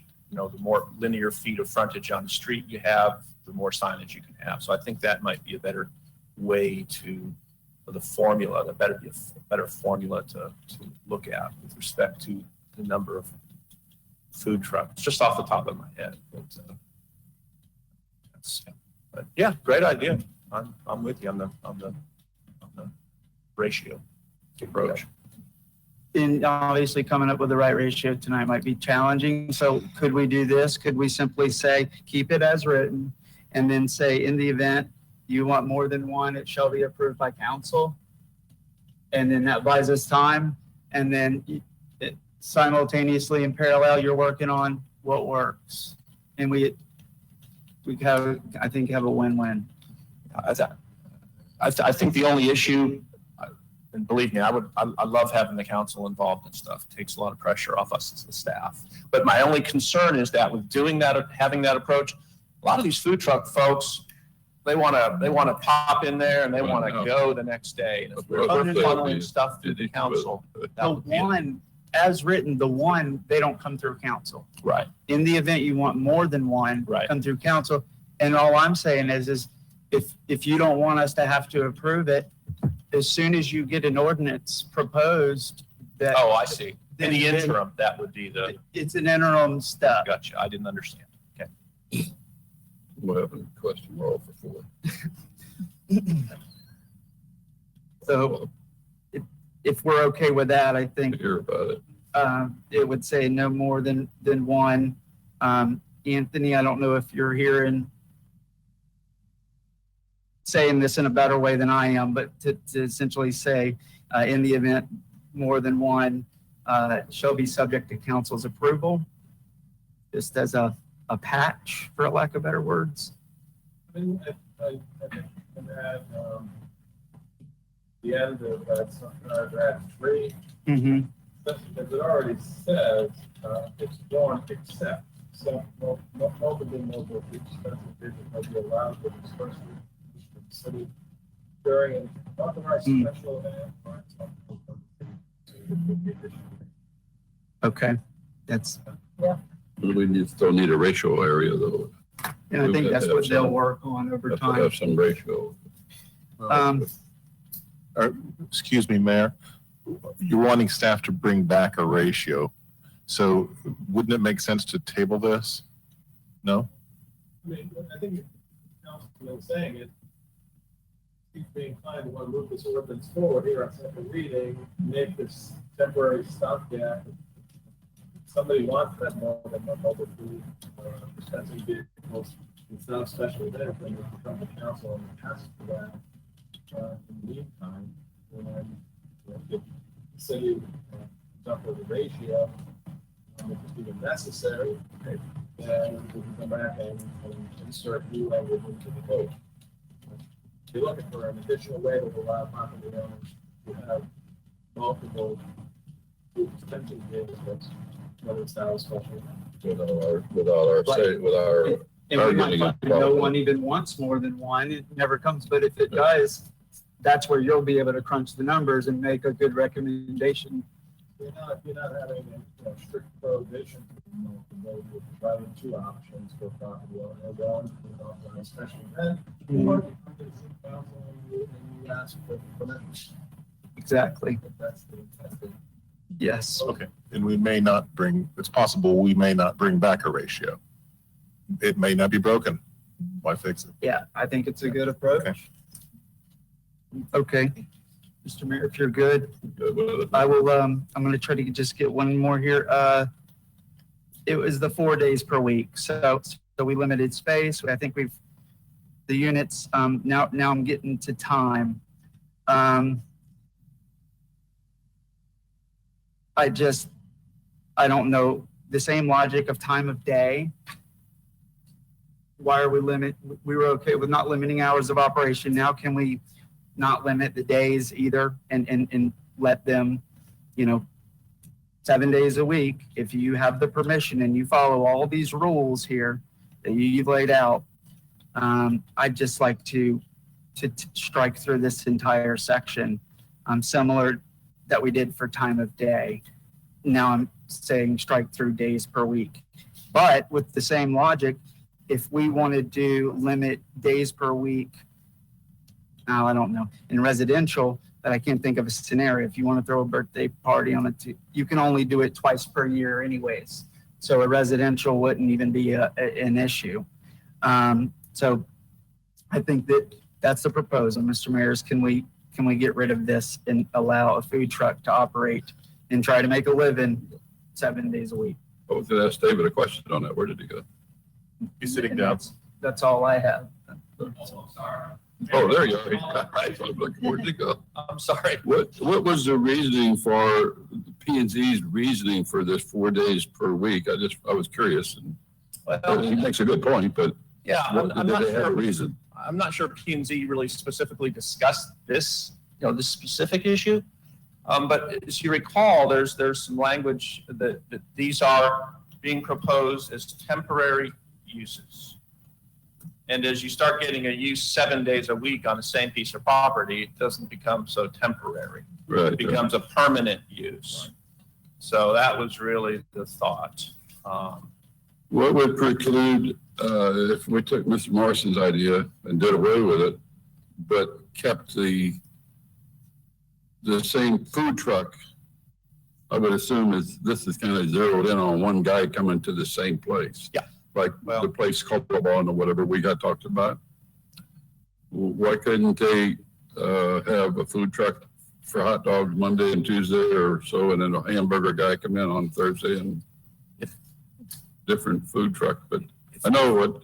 If that's the council's will, then the council can we can certainly. But it would be policing. It would be more policing is what it's gonna do. It's gonna Well, create policing. 7 days a week is then we're going to have weekend, Friday and, Saturday and Sunday issues. But we have a weekend code enforcement officer, not full time, but core business hours. So policing, it shouldn't be a huge issue. But it gets back to the temporary versus permanent. If it's going to be a permanent setup, why not just move into a restaurant, have a brick and mortar location, and then you can compete with the. I can answer that. I think we all know the answer to that because they don't want to. You shouldn't have to make a living, if you want to go spend $40,000 on a food truck. I met a food truck owner who lives in this city. I think we've all met him. His name's Lewis Hines, and he runs Dat Be Good Barbecue. And he's set up here. We might have all patroned him. And he said, I live in this city. I pay taxes in this city, and I can't even make a living here. And I think the question was posed to him, why don't you open a brick and mortar? I think that's a kind of an elitist statement to say to someone. Yeah. And to think that in his answer back is because I don't want to, because I believe I've got a business model that serves my customers high quality food at a low price. And when he said that to me, I said, high quality food at a low price means that the residents and the citizens of Cape Canaveral win. And that's what this code will allow us to do. If we want this thing to grow and let people make, especially in the aftermath of COVID and the economic challenges have not even hit yet. This to me, the policing is, I think, the way it's written. Shall not be more than 4, only 3. How do we police that? Now we got people calling in, hey, they've been there 5 days in a row. The cleanest way is to say, we don't have number of days. We don't need a calculator to figure out how many days you've been here or a spreadsheet on consecutive. And so I don't like the statement of, it's temporary. If you get the permission of the property owner and you convince the property owner that they have to come in and do all this paperwork on their behalf, and you worked hard and you're trying to make a living, and I think the residents of Cape Canaveral are the biggest winners here. And to go out and to say some food truck owners don't aspire to be a restaurant owner. That's their end. That's what they want to do. And so that's it. Mayor, I'm certainly not elitist.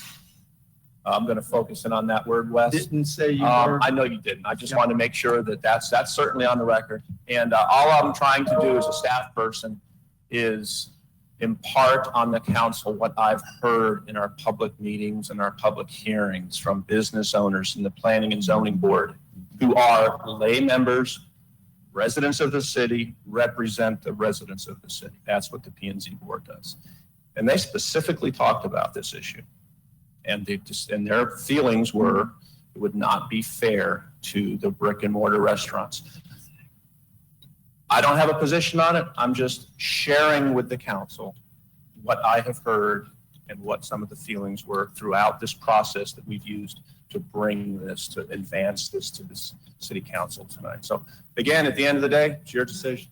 You guys would like to. Yeah, I think that's a big move to go ahead and take that limitation off, and it's an important move. And I feel that we're always discussing whether we need to bring that before other people or maybe even some of our business owners to jump out and make a decision where it's not almost not temporary anymore. I think that's something that we need to hold off on. And so just to be clear that when we say the governing body, when we say the will of P&Z was that the reason that we are not going to let them stay open 7 days a week is it would hurt the restaurants. That's called protectionism. And that is the government in the business of picking winners and losers. And I've said this before, and I don't think we should be in that business. Is it fair that a restaurant gets air conditioning and 30 tables and chairs, that hurts the food truck owner. Well, yeah, it's fair. He bought the land. He bought the real estate. Is it fair that the food truck has bathrooms? Yeah, he bought those bathrooms. Of course it's fair. The food truck doesn't have that. But somehow there's an injustice to the restaurant, the place that if it's raining, you can walk in and eat. But if it's raining, it ruins a food truck's day. They take on an incredible amount of risk. And they will never be equal. That's my point. They're just different. Similar, of course. I don't like that we make any decision to protect another sector, another industry. And in echoing what Dave has said, the most outspoken person that I remember that came up here on this was a restaurant owner. Jeff Searmans, owner of Southern Charm, came up here and he said he was adamantly against this. If you recall, you can go watch the record. He said, I work hard, I pay taxes, I pay insurance, these things, you're gonna let them come in here. I'm paraphrasing to the effect, and if I misquoted, I'm sorry. But the big takeaway is that Mr. Searmans was against it. Then, after Mr. Searmans came Lewis, the food truck, and he said, I live here, I pay taxes here. I'm trying to support my family too. At the end of that meeting, those two got together, polar opposites. They talked, and both of them called me back. Jeff called me back and said, Wes, I take back. I do think he expressed some limits on it. He said, but after talking, heart got softened. He realized that, hey, I really shouldn't be asking my governing body to protect us from them. And I just want us to seriously consider what we're doing here. It's not fair. We have to call balls and strikes. We shouldn't be putting numbers up on the board. And to me, a legal food truck who's licensed with the state of Florida, who follows health department inspections, who does everything, who is compliant, who works to get the consent of a property owner, now can only be open in Cape Canaveral no more than 4 days a week or 4 days in a row. And that's too far. So I've said enough. That's all I got. Thank you. Angela, it's your turn at it. I'm sorry, I don't have anything to say about this. You happy the way it's written all the way through, or what? We're getting a consensus for our attorney down here to make some changes that are noted.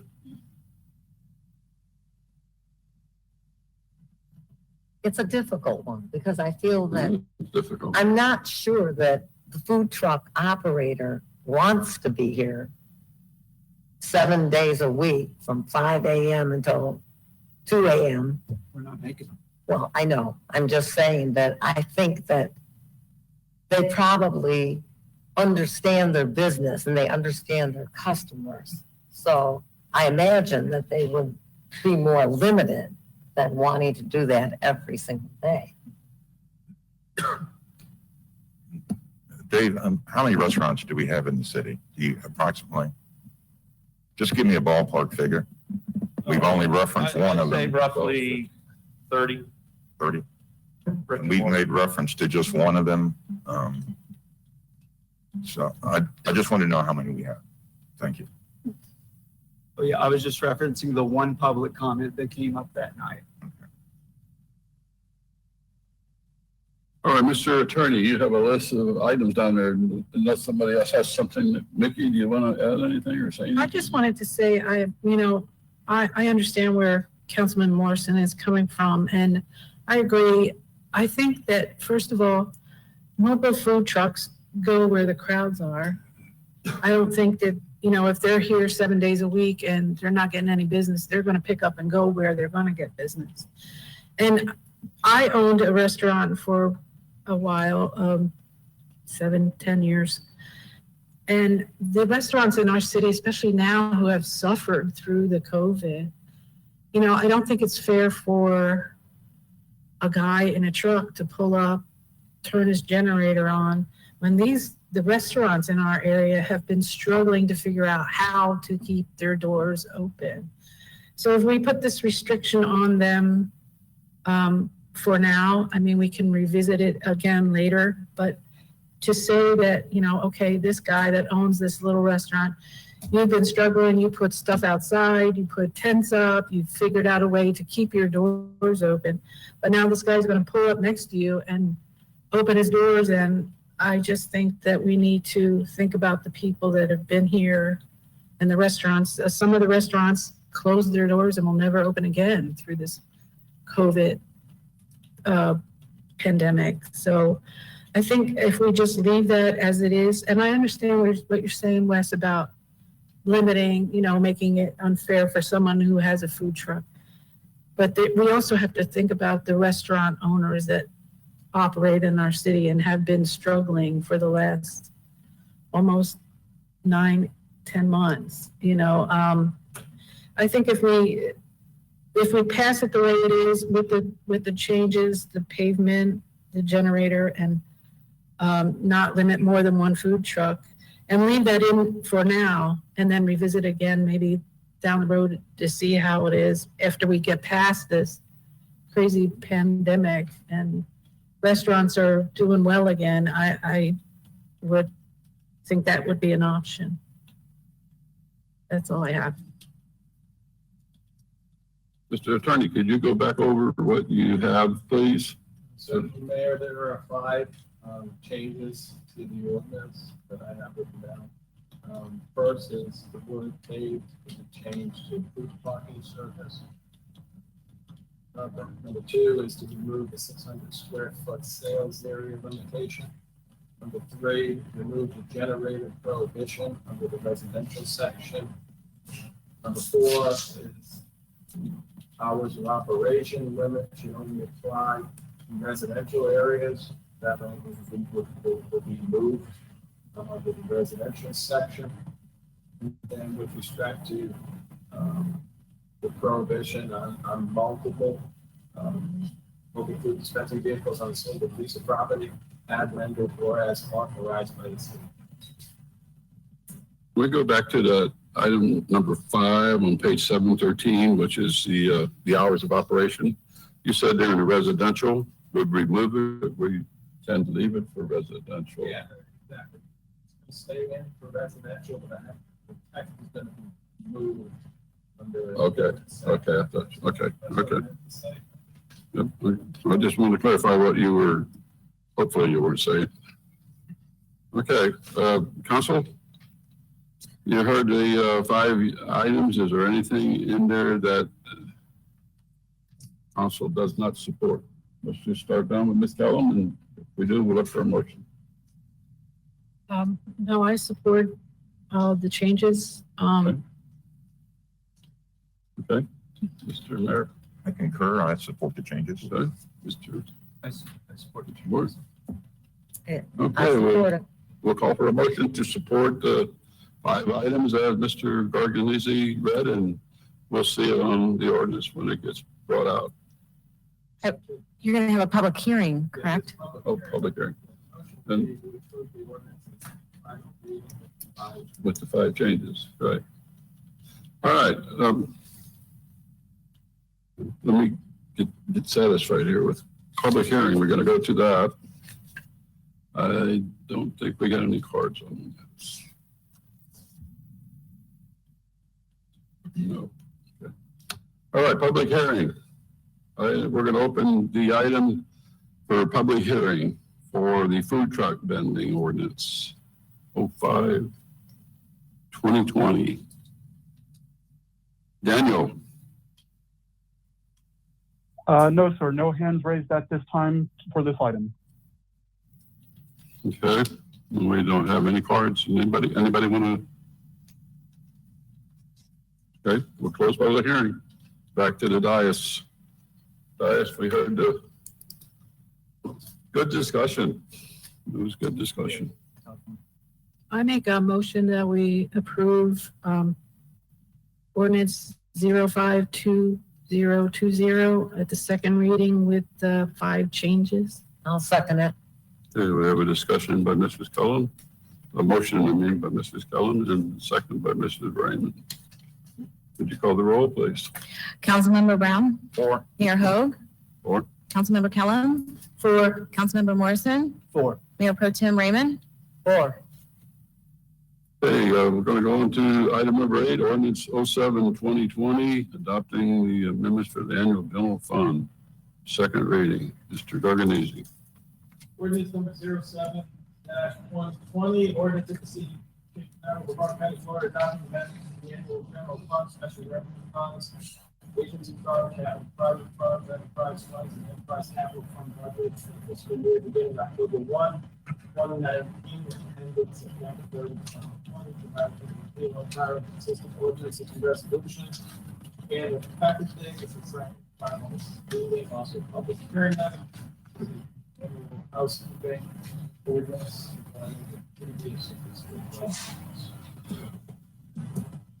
Mr. City Manager, are you wanting to chime in, or are we going to have John? We have John DeLeo on the John? line if there are any questions.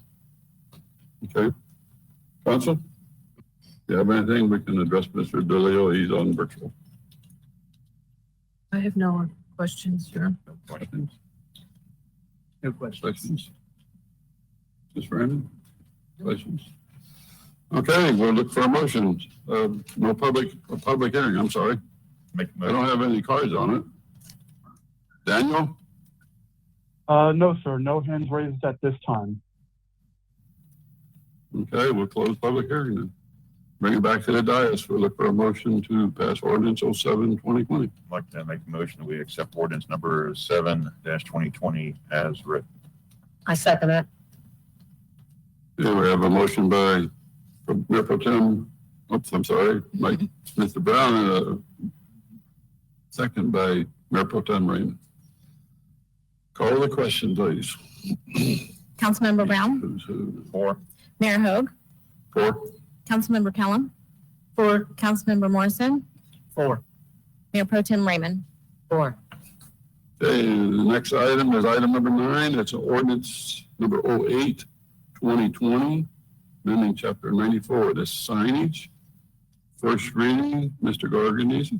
Ordinance number 08-2020, ordinance of the city council of the city of Cape Canaveral, Brevard County, Florida, amending chapter 94 signs, providing for amendments to electronic messaging signs, providing for amendments to section 94-100, table 94-96-1, to include sign requirements specifically for the public recreation and zoning district, provide for the repeal of prior consistent ordinances and resolutions, incorporation into the code, severability, and effective date. The title indicates this is an ordinance regarding electronic message signs. Currently, with the city code limits the displays to graphic information, numbers, numerics, and text. Ordinance would broaden the display provisions under the electronic sign code and allow for standalone messages and different displays and images put on the electronic sign. The ordinance also updates the definition of electronic messaging signs, updates to include knowledge of the city level, providing lights to displays, displays, and plasma displays. That's signs. Ordinance also clarifies that the prohibited signs of electronic signs in general prohibited unless they meet the public statements of the city notice, and we just clarify that with the prohibition section. The ordinance also proposes some requirements regarding the electronic displays, such as interference of the display no less than 15 seconds, prohibiting requiring that these displays be stable, and that continuous scrolling, blinking, fading, resolving these types of movement appearances that distract drivers would be prohibited. And in addition, the ordinance is stated in the title, updates the applicable for signs that staff lays out requirements by zoning district category that the council was to look at. Council approved the new zoning with recreation. So the table is updated to include safety requirements in the table for the other recreation zoning district. Those are the summary of the technical changes. We proposed for code. The city manager made down the check regarding policy reasons why the proposal will be presented to the city council. Thank you. Mayor, if it's good, these signs are capable, the signs that are on the market today are capable of doing a lot more than just words and numbers. And our code hasn't kept up with that. And I like to say that since the Middle Ages, signs have had images on them, pictures on them. And these electronic signs are capable of having images and pictures on them. Why don't we go ahead and allow that? And they just can't scroll, move, dissolve, blink, fade, or anything like that. It's just a picture. So we might, for example, end up with a sign here where we have our image of Friday Fest, and it's got a nice graphic of Friday Fest. So that's what that does. And that was the thinking behind it. It was brought to Planning and Zoning Board, and it was unanimously approved there. Good. Yes, sir. All right, let's start down on this side. Mr. Brayman. I think it's fine, and I think that the planning and zoning has worked on this. I'd like to express my gratitude to the planning and zoning advisory board. I know they work hard, and they worked hard on that food truck also, and I think that we need to thank them for their hard work and their professionalism. I think we do need to update the sign code, and I agree with this. I support it. Thank you. Marshall? Yep. Mr. Mayor, where did I see corridors in additional in the C1? Todd, you and I were talking about this. Did it, trying to look in the actual, I saw it in the summary where it spells out. Yes, sir. I believe, sir, you're referring to page 3 of 7, starting with line 33. 3 of 7, 33. Thank you very much. So,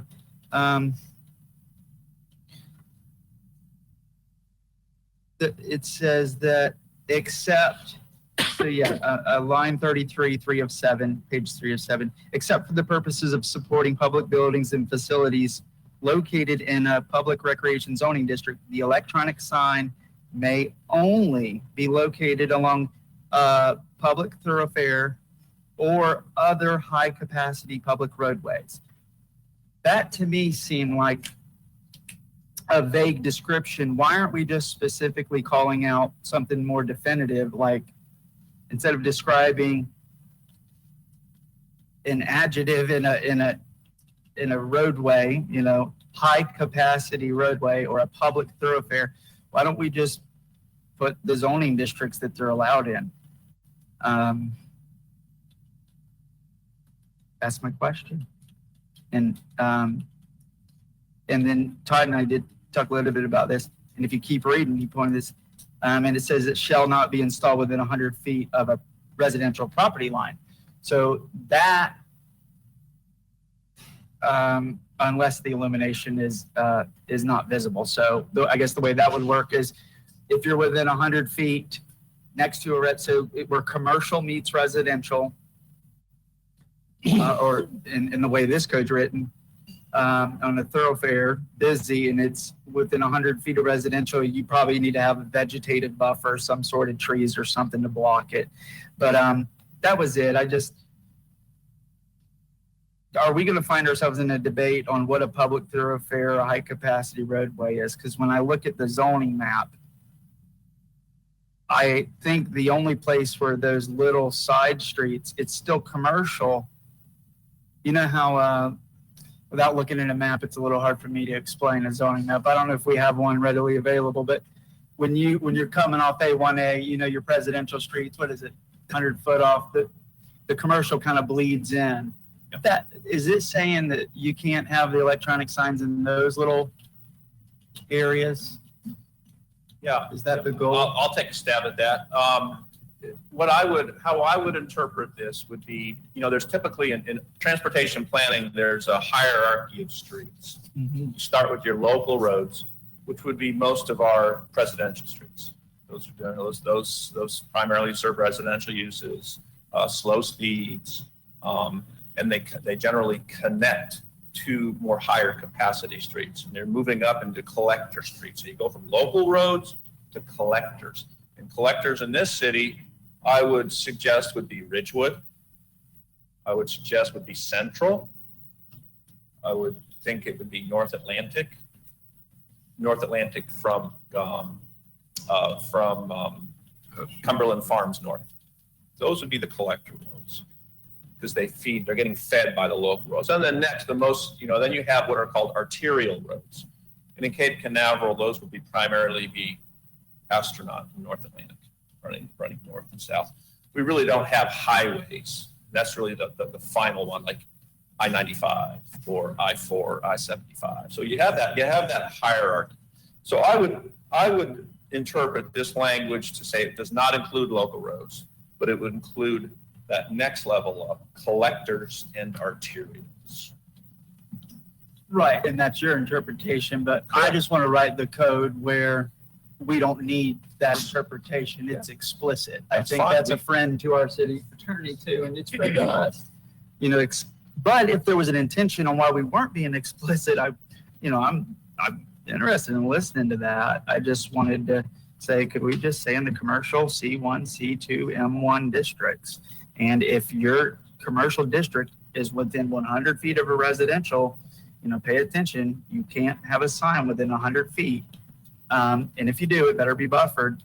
All I'm saying is we call out the public recreation zoning. Could we just add in C1, C2, it's easier to just say non-residential zoning. Let me That's say all. something here. The future, let's look at the future.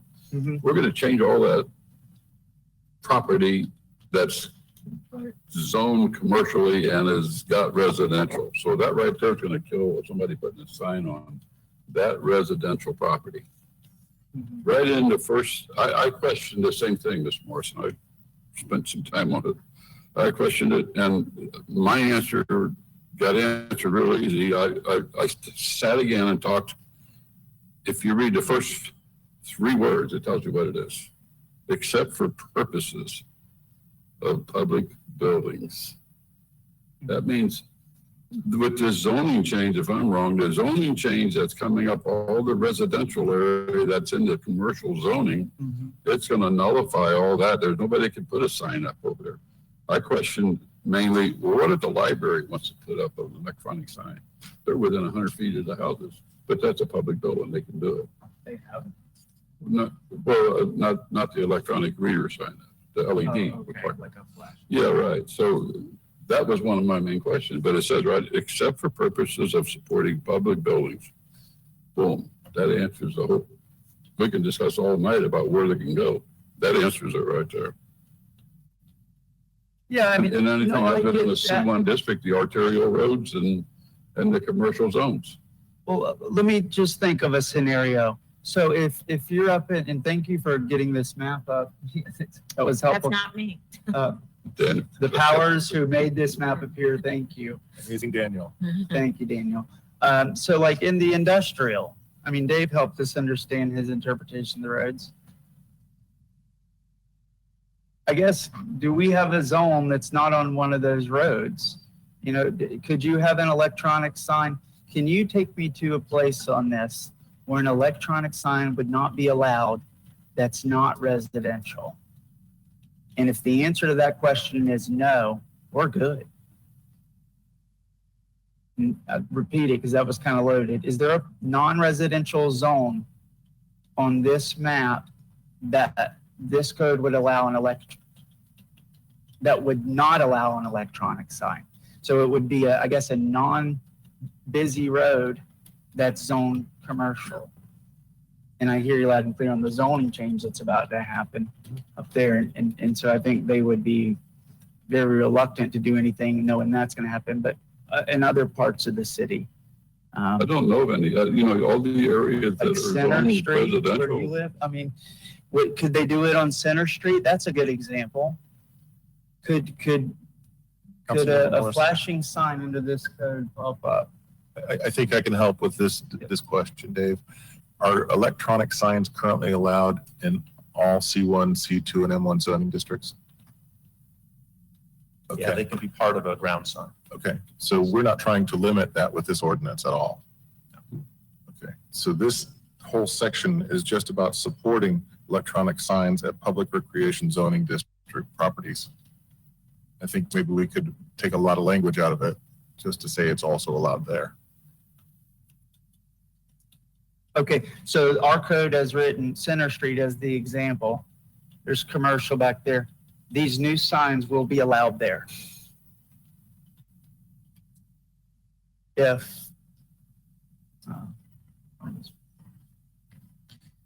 because that wasn't, a Center Street wasn't one of the streets that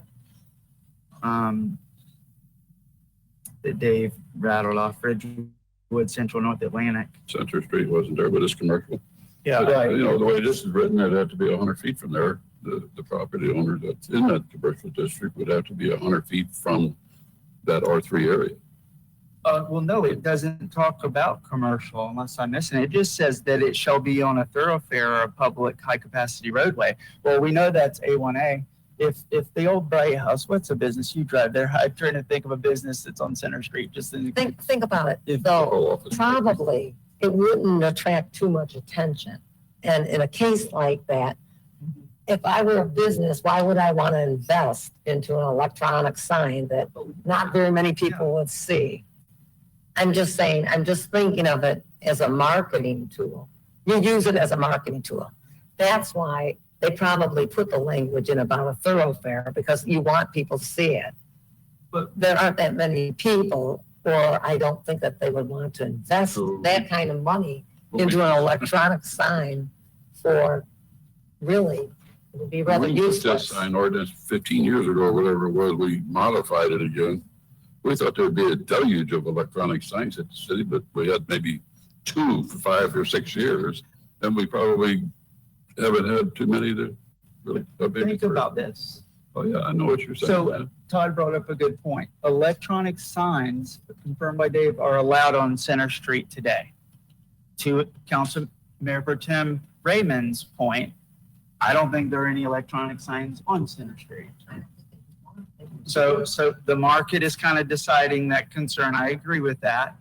But is it wrong to not, electronic signs are allowed today. We don't think that they will happen. I agree with that. But they are, the code kind of treats them differently. I don't think they'll pop up, and you've shown historically, Mayor, that they actually don't. But, why are we limiting them? They can have an electronic sign, but they're not allowed to have this new electronic sign now.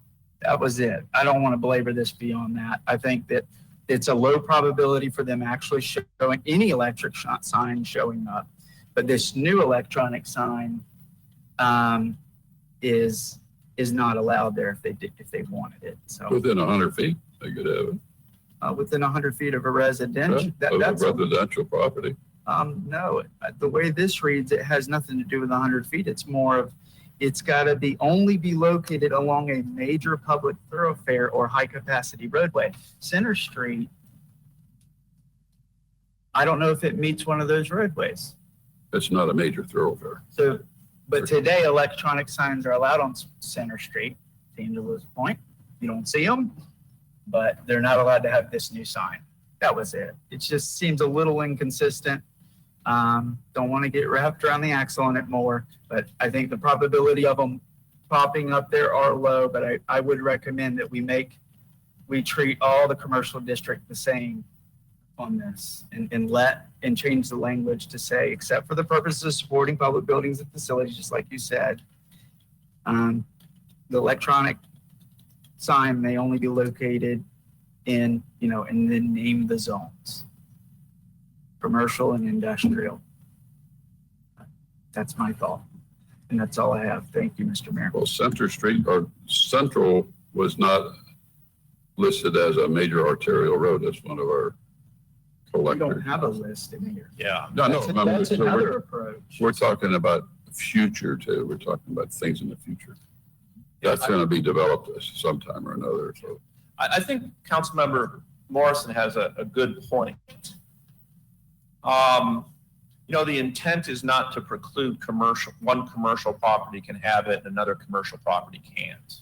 It's not the intent. I think the intent here is to focus these electronic signs in areas that are, as it's indicated, commercial districts. We don't want them impacting our residential districts. Now, can the language, and Anthony, jump in here, can the language be tweaked a little bit to indicate the electronic sign may only be located in a commercial district or major public? The more specific language we put in here, the more it ties our hands. So, the less specific, the more general, the more flexible we are. So, we're walking that tightrope. But my point is, we're not trying to pick, you can have, this business can have it and this one can't, unless it's going to start really affecting our residential areas. That's the intent. Anthony, if you have something to add to that, please do so. I think Councilmember Morrison does have a good point. Yeah, I think there's a good point as well. We talked about one electronic sign usually places with high traffic. Correct. Area. So that's what the road goes. The other concern we have was that the city has embarked on a major rezoning project, and the map that you just saw tonight is totally different. The council's done with the rezoning project, and it's kind of hard to deal with the future on that issue of zoning districts. Yeah. Obviously, there are some zoning areas that are touched by the rezoning project, but there's others that are going to be possibly significantly changed. Those commercial district areas that have residential uses. It's kind of hard to deal with the future of the zoning districts, but you have a good point.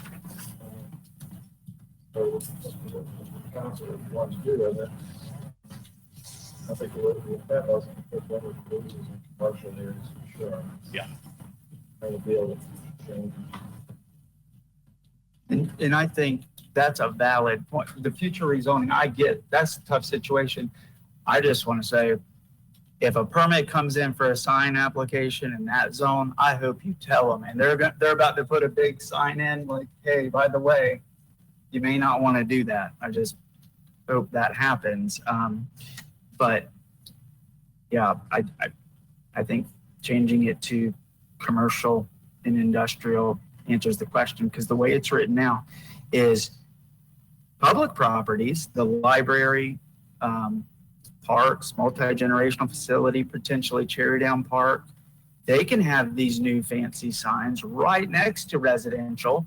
They can be within 100 feet. So this is a classic example is, hey, we the government can do something, but a center street commercial zone property can't have it. I think that that's a little lopsided. And we can fix it by saying commercial and industrial zones. And any future applications that come in that zone that's about to change, please tell them that would fix this. And watch, we make this change and not one sign pops up. So I hear you. It's just, I don't want to get it to be discriminatory within the same commercial zone. It's like, I'm a commercially zoned business. Why can't I have the same sign that guy has? This is the opportunity to fix that complaint. I hope never comes. Thank you. So if we're looking for proposed language, mine is I think Anthony, if we had to do it, you'd be better to say it than me to make it zone specific. And find that commercial and industrial zone. The state electronic signs would be commercial, industrial, I would also recommend that you public recreation. So, and houses inclined. Yeah, 100-foot distance requirement from residential, their prerogative. I would just tell you that that 100-foot distance requirement won't work very well for your current property, city property that's located in Stack and Middle Residential. That's for public buildings, though, except for purposes of public buildings. So, But we're covered wherever we go on that part of it.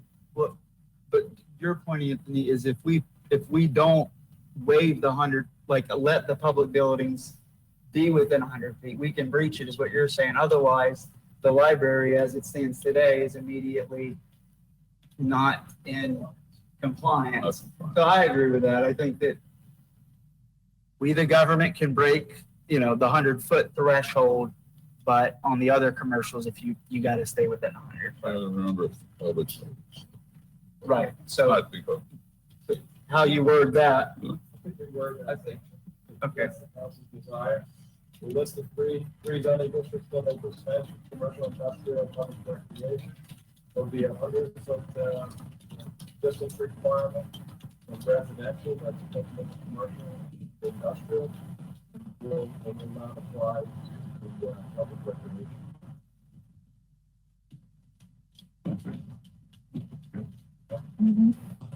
Anybody else? Are you through us? I didn't like the 8 seconds. I think it should be like 4 seconds. There's a line number, this is my last thing, 6 on the same page. I counted to 8. That's a successful bull ride, 8 seconds. I think we know that in the rodeo world. But I think that's a long time. I don't want strobe lights. Those are illegal anyways. And Todd and I had a nice talk about this. It's like, the property, it's about safety in people's eyes. You don't want flash. I get that. But I think 8 was just a little too long. So can we take that down? 1, 2, 3, 4, change. That's a 4 seconds. 5 or 6 seconds, I think. But just when I count to 8. Somebody wants to say $1.99 for this, wait 4 seconds, $2.99 for that. Okay, that's not, to me, gonna cause cars to drive off the side of the road and be distracted by it. But, I can see how the flashing, or it completely eliminates a big TV. You can't have a giant TV of sports game playing under this rule either. It's got to be the still shot. So I can see how that would be, your team's on and you're at that red light and you just can't take your eyes off. We're back at the same discussion we had 15 years ago. 3 seconds is short. Yep. You can't read something. 3 seconds is. But that's for them to Probably decide. you're not even going to be there that long anyway. I won't say any more than, I think if we could cut it down, that would be a good thing. And I would be in favor of 4 to 5 seconds. I won't support. I was against that to start with.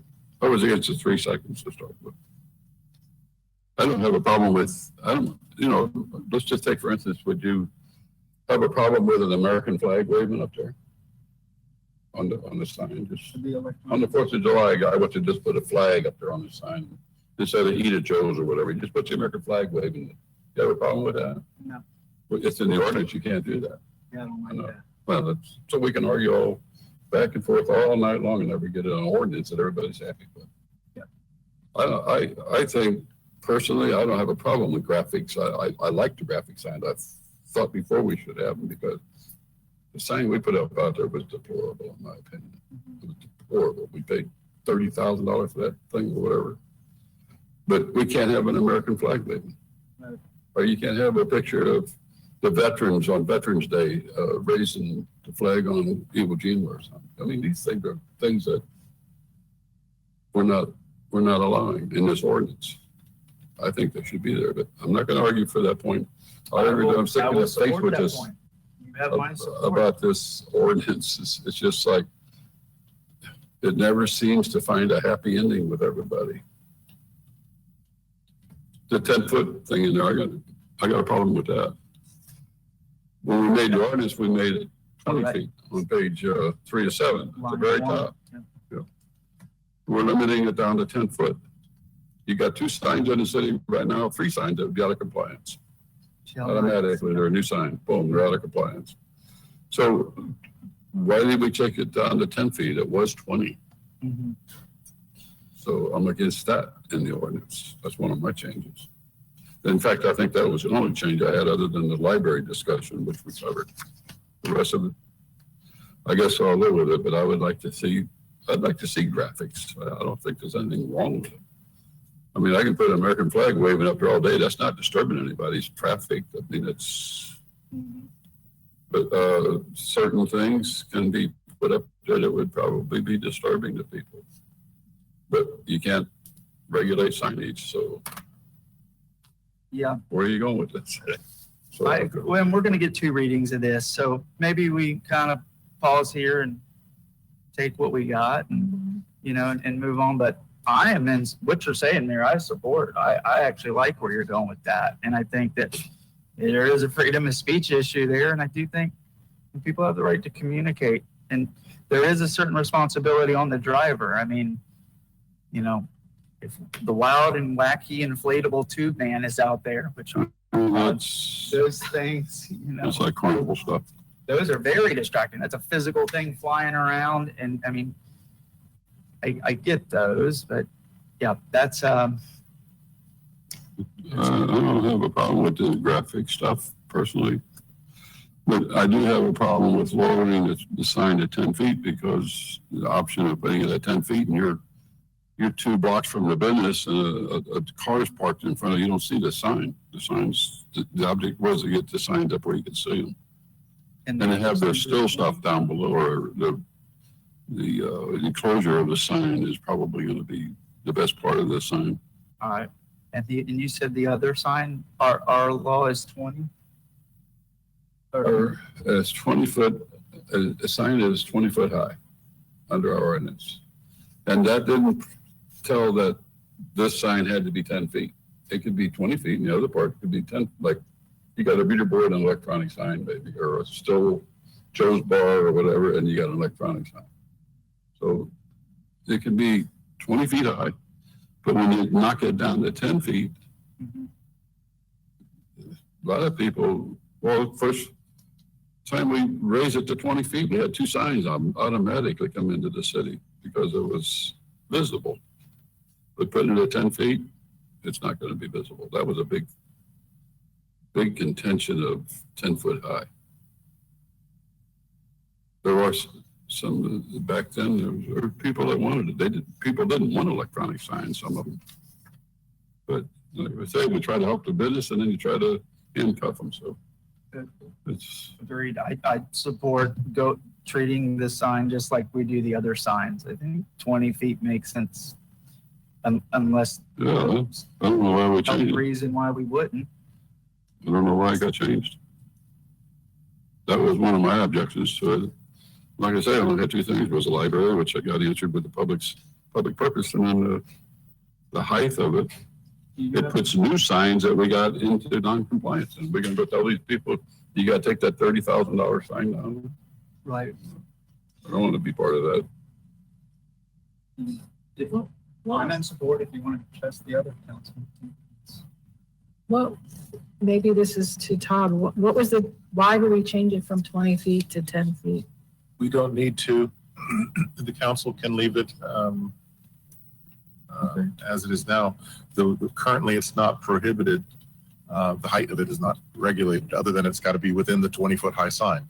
You can't put it on top of that and make it a 25-foot high sign. It's got to be inside the sign, but it could be anywhere within there currently. So I think what we're saying is that section beginning on page 2 of 7, line 31, and the electronic sign portion, and then it goes to the next page of the overall sign shall not exceed a height of 10 feet above ground, can be stricken from the proposed ordinance if that's what council desires. That doesn't cause any heartache for us. I don't want to put people out of compliance, like the mayor said, I think. Yeah. And I think it's a good Yeah, I would strongly oppose 10 foot. I did when we made the sign ordinance. We were gonna agree on 15, but that still was too low. But, I would also, something that, graphics, I don't have a problem with graphics. I see, like the American Bank, or not the American Bank, the little state bank down there. They have a graphic sign. They had 4th of July. They had nothing but a flag waving all day long. I think it's neat. And the Ale House, they have graphics on there that depict certain things that they do. So I don't know why we oppose. I would agree with you on that too, Mayor, that we put graphics. It's a very pleasant thing to say, but I don't get all the. What section, Mayor, are you proposing? It's in, on page 3 of 7, and between 4 and 11, it's all in there, the graphics. Okay. Moving graphics starts at 11. It really, if you start reading at 4 or something like that, you're into it. But I don't have a problem with that kind of stuff, but the seconds of 8 seconds. I mean, if you had graphics, you got 8 seconds, you can have graphics with 8 seconds. If we get rid of 8 seconds. Just so you know, 8 seconds is, last I checked, it's an FHA recommendation. For their industry standards, it's not something that you required to adopt it, but there are standards regarding display intervals on signs. So we can bring you back more information on that, but that number came from like Federal Highway recommendation. Somebody doing 10 seconds.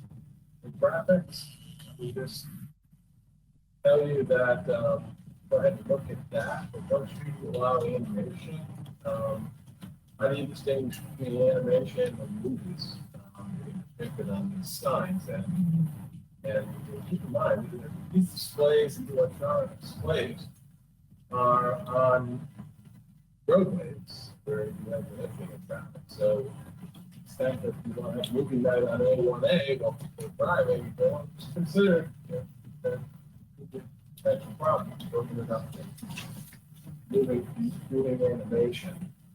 Why can't we see another ordinance, some other ordinances that depict graphics on, like the county is full of graphic signs? Mayor, I think we might have a way to do this. I understand both points of view. And to Anthony's point, let's say McDonald's had an electronic sign. If we didn't regulate this, they could just put a McDonald's commercial on that sign. You know, Big Mac's $4.99, fries $1.99. It's a commercial you're watching. We're gonna That's going too far. So I think what we could possibly do is look at, you know, I remember having the 8mm movie projector when I was a kid, and we'd watch it in the hall without sound. And there's a certain number of frames. You could look at the frames and count them. So if we took a look at it and a limited allowance for animation based on the number of frames that could be displayed, so you could get an American flag, say within 10 frames at this many inches per second, or there's got to be a measurement for that, and that repeating that one American flag or the Iwo Jima flag going up, that's within so many frames. Maybe that's how we can regulate this. But the only reason why I'm bringing that up is just to put the issues on the floor so you know that there are industry standards, there are places and resources. Well aware of it. Go back and look at for you information. But I have one question on the 8 seconds. If we had a graphic sign that had the flag waving all day long, the 8 seconds would not apply to something of that nature. One of my points. Would be an exception. Yeah, I mean, if we're going to have a graphic sign, it's going to have to change every 8 seconds, or there's going to be some wording that somehow or another allows that sign to stay still for 2 hours or whatever they want to put there. And I don't have a problem, Anthony, with if somebody wants to put donuts, $1.50 a dozen on their sign, who cares? That's what a sign's for. to advertise what you said, what you sell or have. But, I think we limit people and, you know, if people, electronic signs are great and they're very expensive. A graphic sign will go up 10 times faster than the digital pixel. They're a lot more expensive, but people can get better use out of them. They get better promotions out of it. And I would think you're going to probably see a change if you allow it. Yeah, I think before the second reading, it sounds like the council wants to kind of open this up a little bit and try to help the businesses communicate. So looking at the FHA guidelines, I would like to see that, and maybe it's just a matter, because for us to sit over here and to not factor that, I think would be a mistake. So I want to see, I think you said 4 to something, whatever the range is, don't want to go below that. And then the frames idea that Todd said, yeah, I think that's a good idea too. And maybe we kind of, after we have a chance to review that, we dig it up when we get back. And when when you say that, talking about a movie, because First Amendment, because we have to be content neutral, what my head goes to, and this might have been your point, is any movie, anything, obscenity, you know? I mean, can you? Obscenity can protect speech, but the point would be, well, love the American tribe can't provide a content-based exception for the American tribe on an electronic site. So you open up animation to content of the person displaying the sign. Whatever your mind can wonder. Okay. Now, we have some constitutional protections about on-premise displays, right? You can't have an on-premise display. In other words, you can't display some message for somebody else on your property. Okay. Right? Is that protection? It doesn't apply to both designs, but it does provide some protection. But when you have the business owner that has the sign, you will not be able to pick the movie of the night. Right? They'll be able to animate, put the graphic up there related to their on-premise business use of the property.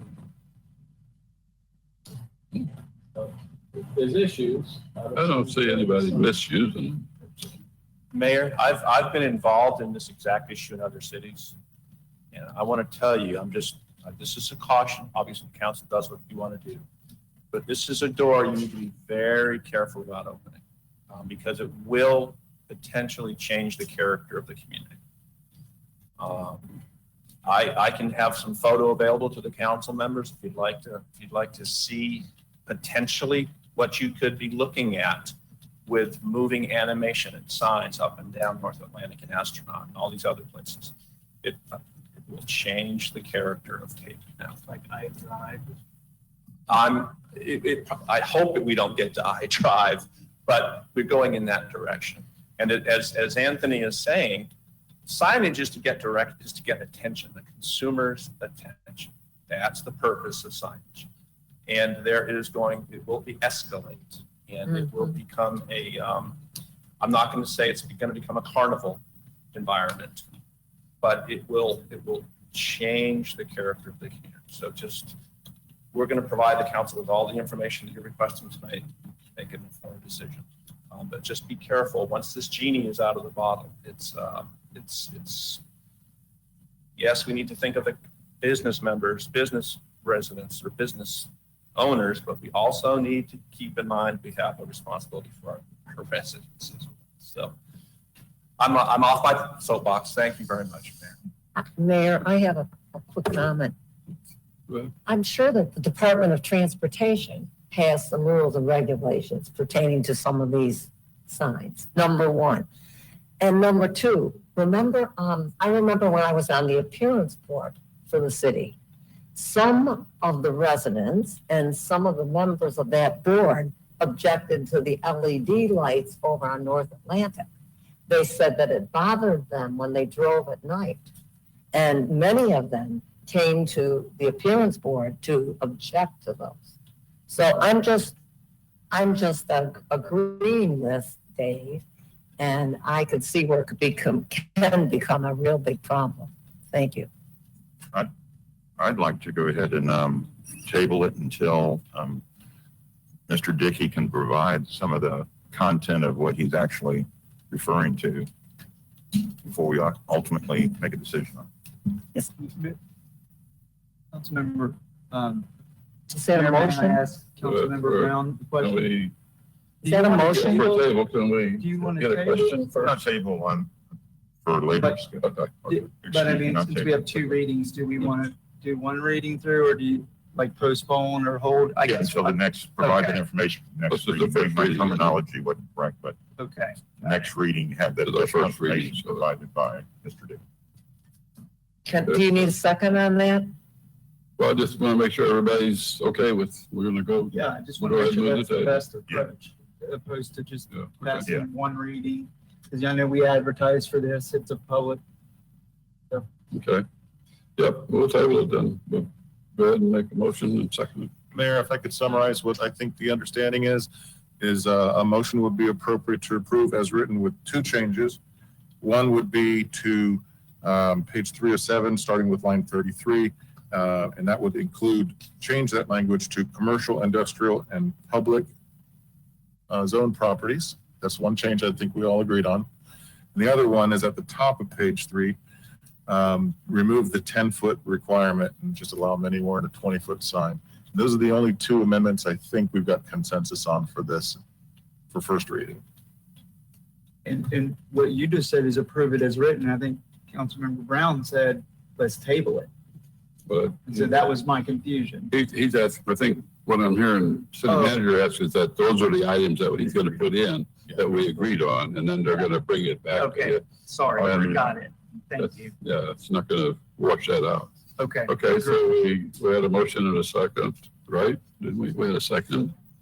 Anybody else have anything they want to clarify before we call the motion? Call the motion, please. Public Public hearing. participation. Public discussion, I forgot.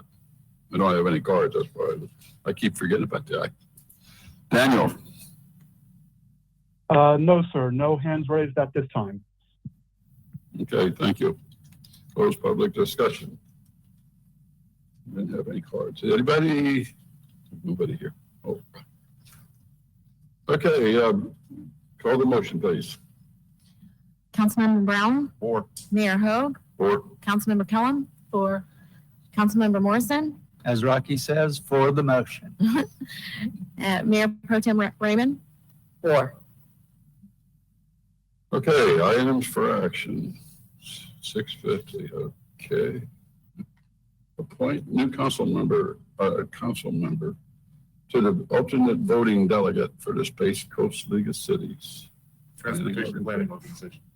I'm sorry? It's the TPO, sir, not the Florida League of Cities. Alternate, oh, I'm sorry, Space, I just saw Space Coast and I went off. I'm sorry, Transportation Planning Organization. And we'll open the floor up to sending a voting delegate back down. We're in the alternate stage right at the moment anyway, aren't we? We are Skip Williams' primary, and he will be next year. Yeah, so it'll be starting next year, but starting 2021.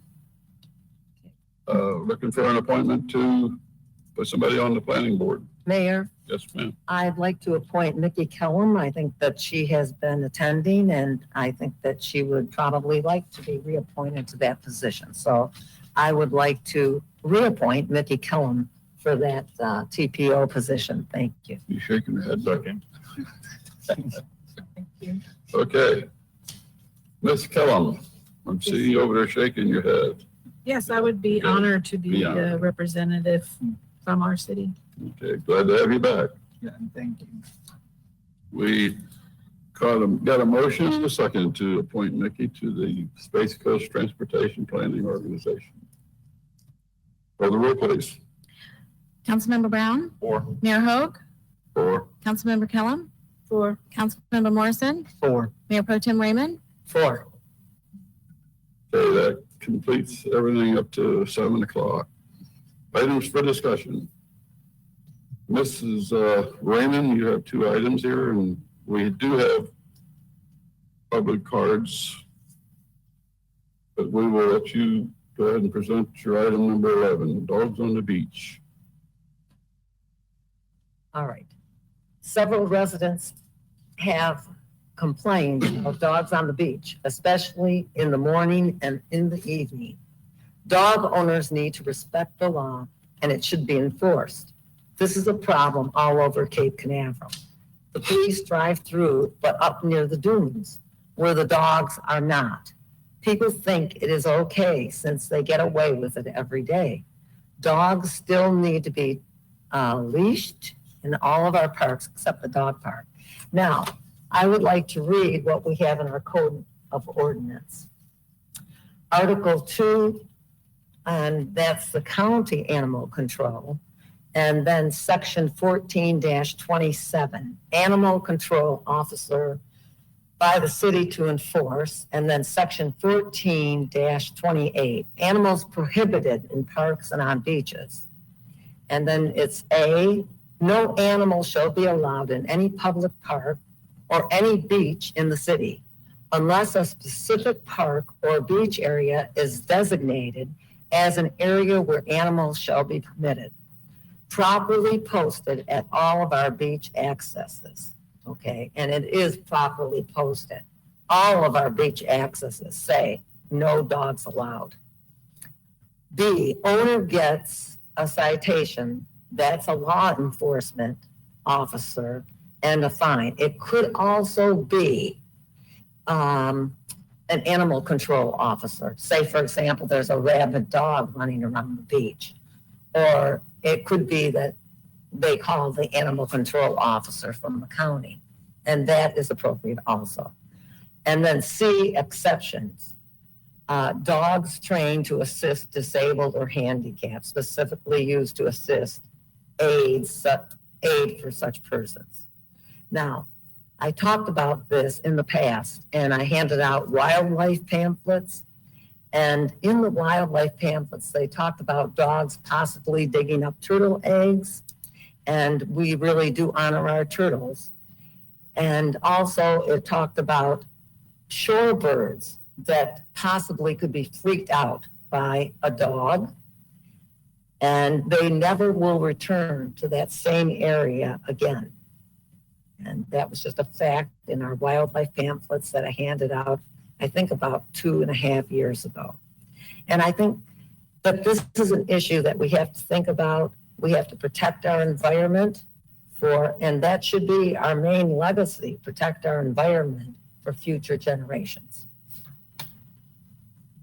And I have noticed dogs on the beach. I think one of the problems with this, I think people are confused. I'm not certain exactly what's going on in Cocoa Beach at this point. They gave that experiment where I think it was from the 4th Street on that people could put the dogs on a leash and walk the dog until 10 o'clock in the morning. And then again in the evening for a few hours. And I think perhaps people just get confused, or if they're walking their dog in Cocoa Beach, maybe they think that it's okay to come right up the beach to Cape Canaveral. I have personally tried to speak to people about dogs on the beach, and I don't think as a citizen and a resident, I should do this. Number one, I could get shot. And number two, most people do not like to be told anything. And I have pointed out that we don't allow dogs on the beach in Cape Canaveral. And I don't think it's my job. I think that the service should be done by the police department. And I feel that the police department has those nice fancy vehicles that I'm dying to ride in along the beach. And I think that that should be enforced, because I don't see any reason to have an ordinance that's not being enforced. Thank you. Thank you, Mr. Mayor. So it sounds like, is your concern, Mayor Pro Tem Raymond, an enforcement issue? Obviously, the law today, you feel that that our enforcement is lacking for dogs on the beach? Consistently, I've read in the reports that we get weekly that there are no issues and no dogs on the beach. And Okay. I personally have seen dogs on the beach. And I ride my bicycle every day, and I see people bringing their dogs to the beach and coming from the beach down the beach accesses. So I know that there are dogs on the beach. I also have received phone complaints. I do not have a public record of them. I didn't think I needed to keep it.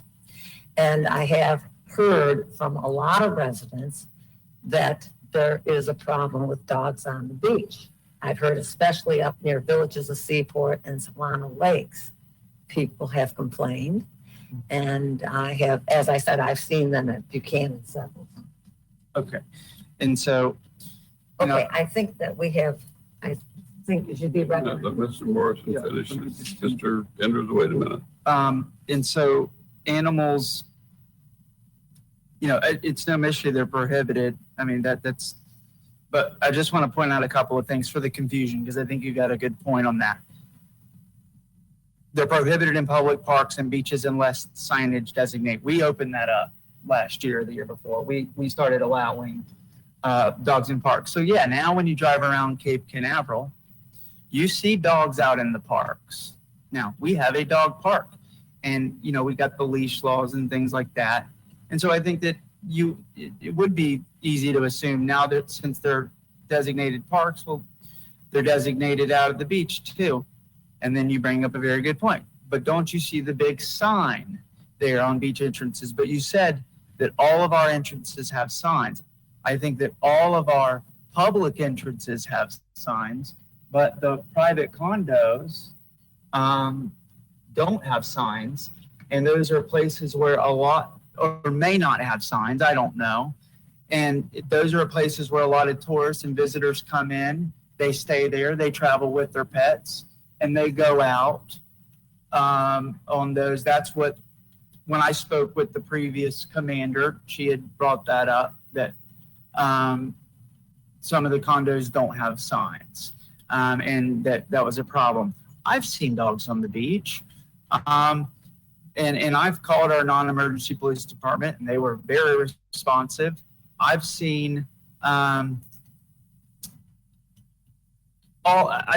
heard complaints about it, but unless we want a deputy out there 24/7 patrolling, and I know Commander's here to talk about it, I think that's going to be the issue. I mean, they've got priorities, they're around, and when a dog comes, unless we're calling and they're not showing up, you know, that to me is a problem, but that hasn't happened to me. And I haven't had any complaints where somebody said, I called our local deputies and they didn't show up for a dog on the beach. And the other thing that comes to mind is we know in the state of Florida that you can't ask a resident to prove that it's a support dog. You can't ask them to show that. And so I've heard people say that deputy went right on their four-wheeler, right by that person with a dog on the beach. Well, our deputies, I think community police, they've seen that dog before. They've had a conversation with that owner before. And maybe they're just saying, hey, we know Jim. That's his support dog. And so I think the optics of it, I get how somebody comes to a conclusion, but I know that anything can be better. The problem to me is it's not awful. It's not the end of the world if there's a dog out there, but every time I've gotten very little complaints that they respond, that they don't respond. I've gotten no complaints that the cops don't respond to dogs on the beach. So that's it. I think those are my comments. Thank you. Can I have you just hold off and let me see if anybody's got anything else, and then you can maybe answer a lot of questions. So I came up. Yeah, Like, have a seat, okay. I'll sit. Mr. Brown, go ahead. And What I then was going to ask Mr. is, Sullivan. That way he can answer anybody's questions. at these private crossings or access, is there any issue with the city sending something to their homeowner association, asking them if they would go ahead and post a sign saying no dogs allowed I think that's a terrific idea, and we will make sure that happens. We have contact information for the property management associations, and in most cases, the association president. So, yeah, we'll make that happen. Michelle, do you have anything you want to? Yeah, a couple things. I agree, you know, kind of dogs on the beach are kind of like peacocks in Harbor Heights. It's a never ending battle. I have a dog I would love to take on the beach, but you know, I don't. And it's a shame that some people ruin it for other people, you know, because they don't clean up after their dog. I mean, do we have reports of people walking in dog dirt, or is it just the fact that the dog is on the beach? And how do we distinguish, you know, do we make, like Cocoa Beach did, certain beaches for dogs? How are we going to distinguish that in our city? Whose beach are we going to pick? You know, and to me, I would rather have the deputy patrolling our streets, making sure drugs aren't happening everywhere and doing the best to protect us, than sending a deputy to patrol the beach because somebody who doesn't like dogs is mad because the dog is walking on the beach. And I understand there's an ordinance, but how do we, you know, I can't see, how do we, you know, monitor that except, you know, do we hire another deputy just to patrol the beach? I have a couple of comments on that. First of all, nobody would expect excessive surveillance. I mean, that's ridiculous. I mean, primarily, we're talking about certain times, like early morning, in the evening. Okay. All right. The other thing, perhaps we add the telephone number so that people could call if they see a dog running free on the beach. And that might be, you know, a good way to handle this, is to say, this is the telephone number. If you see a dog running loose on the beach, you call this telephone. And that might end it right there. Well, you know, in today's world, and this is my opinion, people are at each other's throat enough. And now we're going to add, if you see a dog on the beach, you call this number. I mean, I don't know if, what kind of calls, Commander, do you get about the dogs? Is it, I mean, are people being attacked by the dogs? I mean, I understand there's an ordinance, but I just don't know. I don't see how we can, you know, I got a list of the numbers. I'll rip those off to you real quick. I don't want to make it an all-night event for you guys talking about dogs and scooters, and we'll address that accordingly. But I do have to get some things clarified here, because I think what's in public record needs more explanation from law enforcement. I don't know who was responsible for the language in the agenda item. Who was responsible for that? Submitting that and document it? You were? Okay, cancel. Raymond, I would like to talk a little bit more about the dog owners. Can you flip back? There you go. The dog owners need to respect the law, and here's the issue I got a concern with. It should be enforced. That's an insinuation that we're not doing our job. Number one.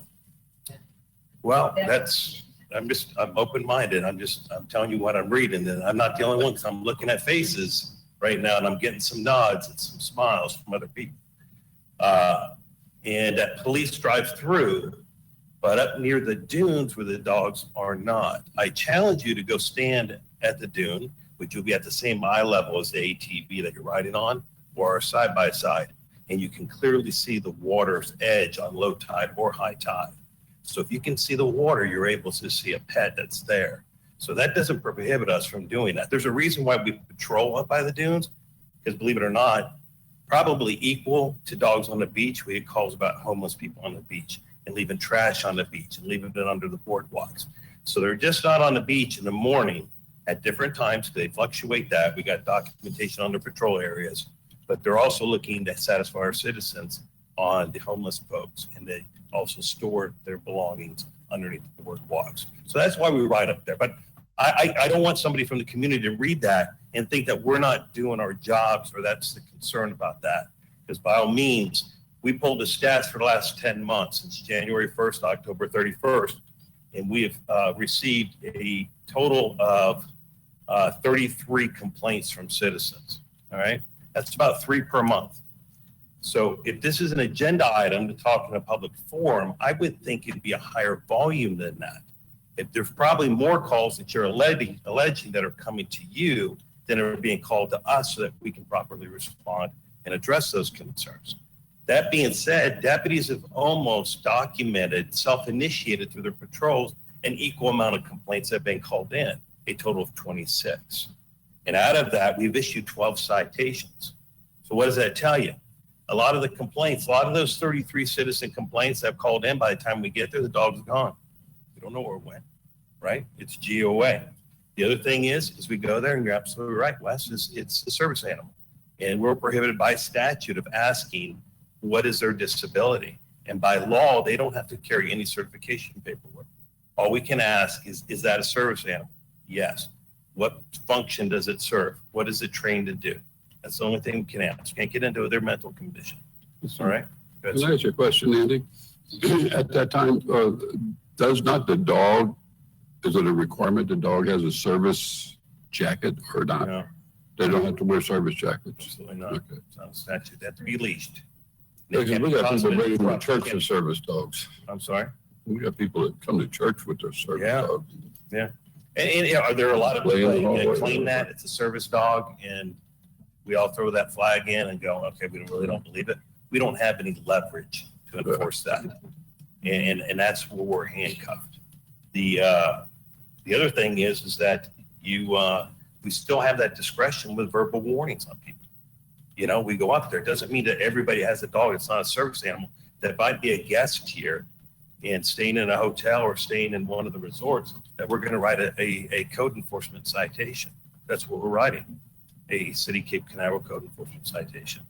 But I can tell you, we've done over 600 beach patrols that are documented. At a 300 day, that's an average of twice a day. And that's what I mandate on all of our squads. Both midnights and day shift have to do at least a minimum of 2 patrols per day.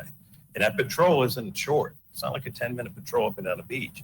They're going all the way up to Jetty Park. So everybody by Solanas, we don't miss them. And then we go all the way down to Avon by the Sea. And then coming back to where we normally load up is on Washington Avenue. It takes a while to go through that area. But we're doing it twice a day, every shift, and it's documented in our calls. So what's the answer? I don't have the answer. I don't think anybody here has the answers.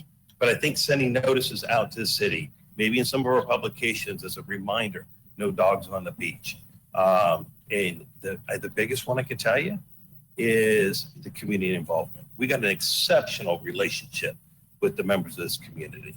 And I see it in emails and phone calls. I mean, there's people bringing food to our precinct, thanking us daily on the things that we're doing out here. And we do it because we love it, but we need the community to call us. Don't call Councilman Raymond. Don't call Councilman Morrison. Don't call the mayor. Call us. And if they do call you, tell them, don't call me no more. You need to call our non-emergency number, and a deputy, like Wes said, we respond. We're waiting for those calls to respond now. And then we'll do our job. But it takes all of us to work together. But I just, when I read this, and again, I'm not pointing you out, Councilman Raymond, but I'm just saying, when something's made in a public record and it can be misconstrued, I feel an obligation for the sheriff to make sure that that's explained. That's pretty much my story on Dogs on the Beach. I'm sure you won't be leaving because we got another one. No, we got another one. I believe somebody needs to speak on it. No, I can tell you it's a never ending thing because I see it all day long. I drive up and down Ridgewood Avenue. I see people coming off the crossovers with their dogs, and it's just, you're not there at that time, and they're gone. If you get a call, they're gone. So, you know. Well, we had talked about, I talked with Todd and said, you know, wonder the effectiveness would be is if we were able to appropriate Cherry Down Park. And since Cherry Down Park has no residential oceanfront right at the park, and designate a pet-friendly park, right? Sounds like a great idea. Good place to go, right there. Little poop bags, do whatever you got to do and monitor that. But talking with Animal Services, they have equal amount of problems with the dog-friendly parks throughout Brevard County where they're designated. Because other people bring dogs, they take them off the leash, and the complaints go out the roof. So, I mean, you try to do the right thing and come up with solutions, and who has? Yeah. I don't know. And one other area is that Banana River Park. I do have to say, I've gotten several complaints there. And the problem with that is that there's a soccer field there. And I understand that a lot of people do bring their dogs there and let them run. And that's been problematic. I've heard that complaint too. And I just wanted to bring it up because I do think it's an issue and I do think that people are confused. It's a hard thing. It's hard to get. All right, motorized vehicles. You just have to have people obey and do what's right. That's all Mayor? you can say. Before we move on, you may have comment cards on this. Also, city clerk was not able to accurately record who made the motion on agenda item 9 and who made the second. For what? This is for the Item electronic number 9? signs. Councilmember Brown, I think you made the motion. Councilmember Brown I second. made the motion and. Okay. Okay, thank you. Mayor Pro Tem made the second. Thank you very much. Okay, anybody else have anything on the dogs on the beach? Because I got a card. I want to call the card. Oh, there she is, Ms. Brennan. You have a couple of things, dogs on the beach and bike. Well, whatever. Do the bikes on the sidewalk. Yeah, that was on the next one. You can go ahead while we got you there because he's here and I'm sure he wants to. Yeah, no, okay, the dogs on the beach, yeah, absolutely. I'm completely against that. And I've been to the beach and I see the dogs there. There's one in particular, an emotional support dog. She said it was an emotional support dog, a little pit bull, so even on our street. And that's great that if it is, but the thing is the dog's not leashed. They're playing ball with it in the water. And so I think maybe just one additional thing. What happens when people around see somebody doing that, playing ball with a dog in the water, even if it's an emotional support dog, when it truly is, then they think, okay, I guess I can bring it. So maybe one step, maybe one sign then is dogs are not allowed on the beach. Emotional support dogs need to be leashed. And that's it. And so therefore we won't be seeing dogs running loose, off leash, and there's no reason for it, whether they're emotional support or not, because let's face it, every dog's an emotional support dog.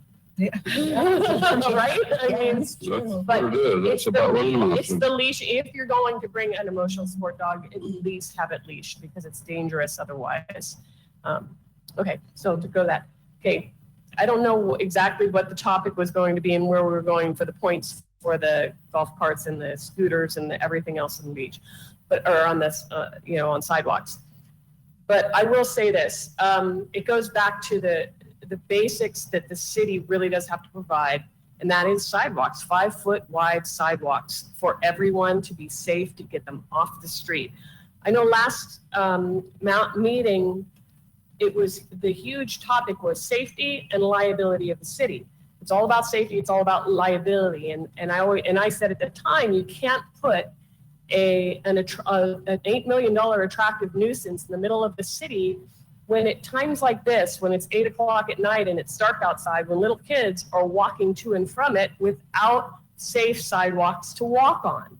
And so it goes to this, if you look at a town like Viera where they have 5-foot wide sidewalks, and that's where all of our NASA people are going. They're not moving here. They're going to get $1 million mansion in Viera. Why? Because it's a safe community. Your kids can walk to school. They have sidewalks, 5-foot wide sidewalks. You can ride a golf cart that is not street legal on the sidewalk and pedestrians can still cross. I know because I live there. So it provides a very safe community for walking to everywhere. And I think the motorized issue, the walking issue, I mean, I've seen spouses of some of you that walk in the street all the time. They're in the middle of the street because they don't have sidewalks to walk, all the time.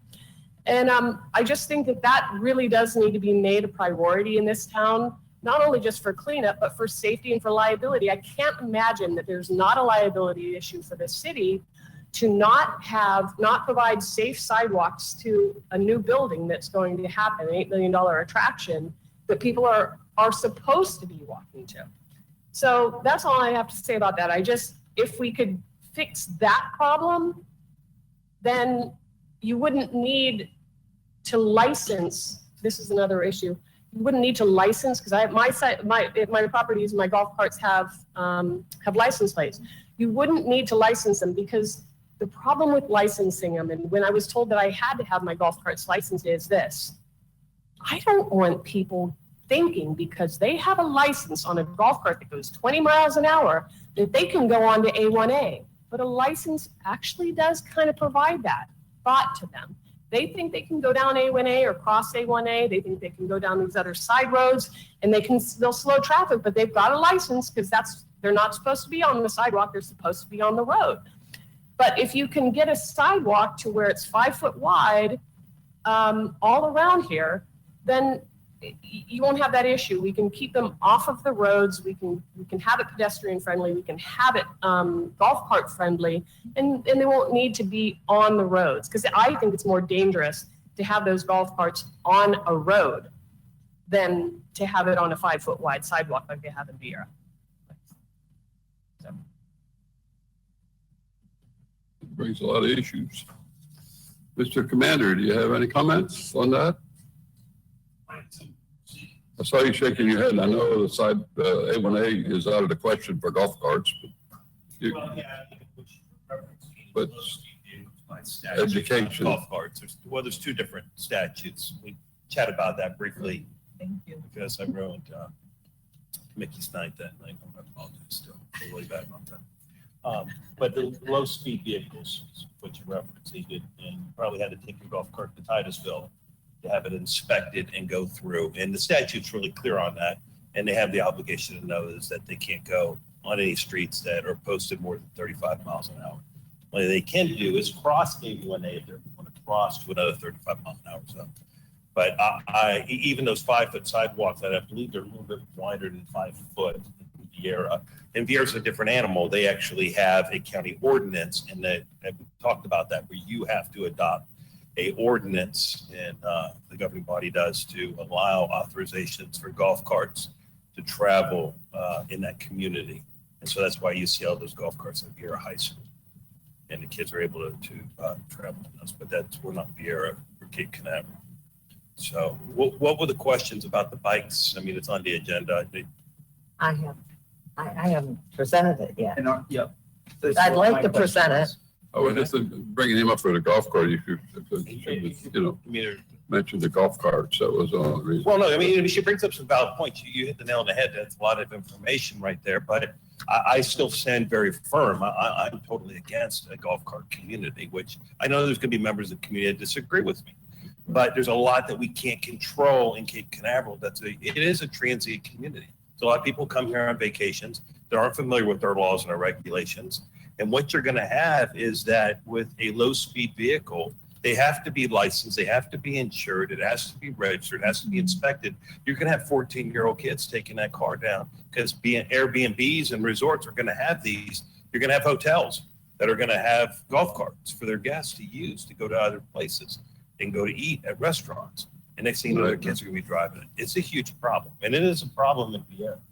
You ask our law enforcement folks at West Precinct, and they'll tell you they can't stand golf carts when they get the calls to them. And we've had some very serious accidents, near traffic homicides in Viera of kids on golf carts. So we want to be immune to that if we adopted that policy. And that's just my professional opinion on that. So I'll let you read that and I'll come back in. It'd be kind of hard to, I mean, we can't tell a bicycle they can't go on the sidewalk, but they want to ride in the middle of the street. And you got skateboarders out in the middle of the street. They should be on the sidewalk. But, you know, you can't make them do this. Wait, I'd like to, can I present this? Right. I I haven't presented it yet. Go ahead. We got into it. Sorry. Go ahead. Thank you. Real short, sweet. All right. All right. I'm bringing this up because I feel that motorized vehicles are a big problem. They could be very dangerous. Many of them go very fast along the sidewalks. And it's dangerous for pedestrians as well as other bike riders who ride a normal bike. Again, residents do it because they can. I know of a case which a woman was hit, and this was on Madison Avenue. It was on February 29th. It was Founder's Day. And she actually was transported to the hospital with a broken shoulder. You know, here's my question. Who's responsible? whose insurance should be used. These motorized bicycles go quite fast. I believe up to 35 miles per hour. I had one, I encountered one every day I encounter one. When I ride every day. I was riding down to the garden. They're very, very fast. And if they don't give you enough leeway, you're in trouble. And they do refuse to ride along A1A or some other parts of the city. And I think that they're a little dangerous, more than a little dangerous. As I said, another case that I know, the woman lives on Johnson. She is legally blind, and she now drives a scooter, legally blind, low vision. And I saw her going down Poinsettia, not bothering to stop or even slow down at the intersections there. But I just see that there's an accident waiting to happen. So I just wanted to discuss these things because I think that it needs to be discussed. And the motorized scooters, we discussed it at the Transportation Policy Committee. And I know in some cities they're a real hazard. And we even have motorized skateboards now. And that other motorized, have you seen the motorized skateboards? Yeah, they're around town. One wheel, whatever that. I don't know what you call that, but there are some of the there are some motorized skateboards. They have the motor under the board. So I'm just saying some of these things are a bit hairy when you're trying to ride a bike or walk. Thank you. Yeah, I know. You know, you can't make people do things, even when you got a law they want to do, they're going to do. So it's, you know, like I say, you got bicycles on the sidewalk. Sidewalks are for people to walk on. Pedways are for people and bicycles. We got a beautiful pedway on Ridgewood. Nobody uses it other than walkers. Bikers, you know. No, I'm saying bikers, the bike people, walkers. But most of the people on bicycles will ride out in that street. The only people that I see on that pedway with a bicycle usually are younger kids and some are older folks. But you got these guys that are bicyclers with their little mirrors in their helmet. They're right out in the middle of the road. They're daring you to hit them, basically. But you can't make them get on the pedway. Now, if there was a law that said you got a pedway, then yes, they could have a toolbox to work with and say, hey, you belong over there. And bicycles should not be on the east side of Ridgewood, which I see a lot of, because that sidewalk over there is just for a sidewalk. It's 5 foot wide. It's not wide enough for a bike and a person. But you see a lot of bicycles over there. You see a lot of these one-wheel things that he's talking about running down the middle of Ridgewood. You know, it's just like you make all these laws and there's nothing there for these guys to enforce because Tallahassee says they can ride out in the street. So what do we do? Go on all day. And I'll bring up another issue in a little bit about the crosswalks. Yeah. I mean, we're all talking about safety, you know, but people don't have, you know. On the making the bikes leave the road and get on the sidewalks. Pedway. Well, Not on the the sidewalk. pedways, thank Pedway, you. not on the sidewalk. I think it's clear that state law says you have to treat them like a vehicle. I get that. But I mean, I live on Ridgewood. Mayor Pro Tim Raymond drove on the pedway today and you know, just went right by. I see another gentleman, Mr. Arlen, who rides on those pedways, but I agree with you. I see the people in the streets. And then I live on the east side of Ridgewood on that sidewalk, and we've got, you think that huge concrete pole would be kind of a natural way. I mean, and people have hit it because it's concrete and it blends in with the sidewalk, and if the sun's right, I mean, I've seen people hit it. I'm thinking, well, that'll kind of make you want to get on the pedway. I did that a couple times, you know. And I mean, I've seen people up off the ground out there, and I'm like, I mean, that's been there, my friend, for a long time, you know. And it's, but But to say we can't stop people on the sidewalks, I think we were all I remember learning in a workshop, if a city has a sign that says no bikes on sidewalks, I'm talking about the east side of Richwood, we can enforce that, right? That now the problem is now they all get on the road, which they're already allowed. And, or if we say, you're allowed on the pedway, but I think we could fix the sidewalk concern by posting more signs. Is that right? I remember learning that in a workshop or something about if a local government posts bikes can ride on sidewalks, because a lot of people believe that unless the local government posts that there's no bikes on sidewalks. So are we just a sign away from stopping that? I can address that. Commander Walters and City Attorney and I had 2 phone conferences today on this topic. Okay, great. And we all realize this is a heavily nuanced section of Florida statutes.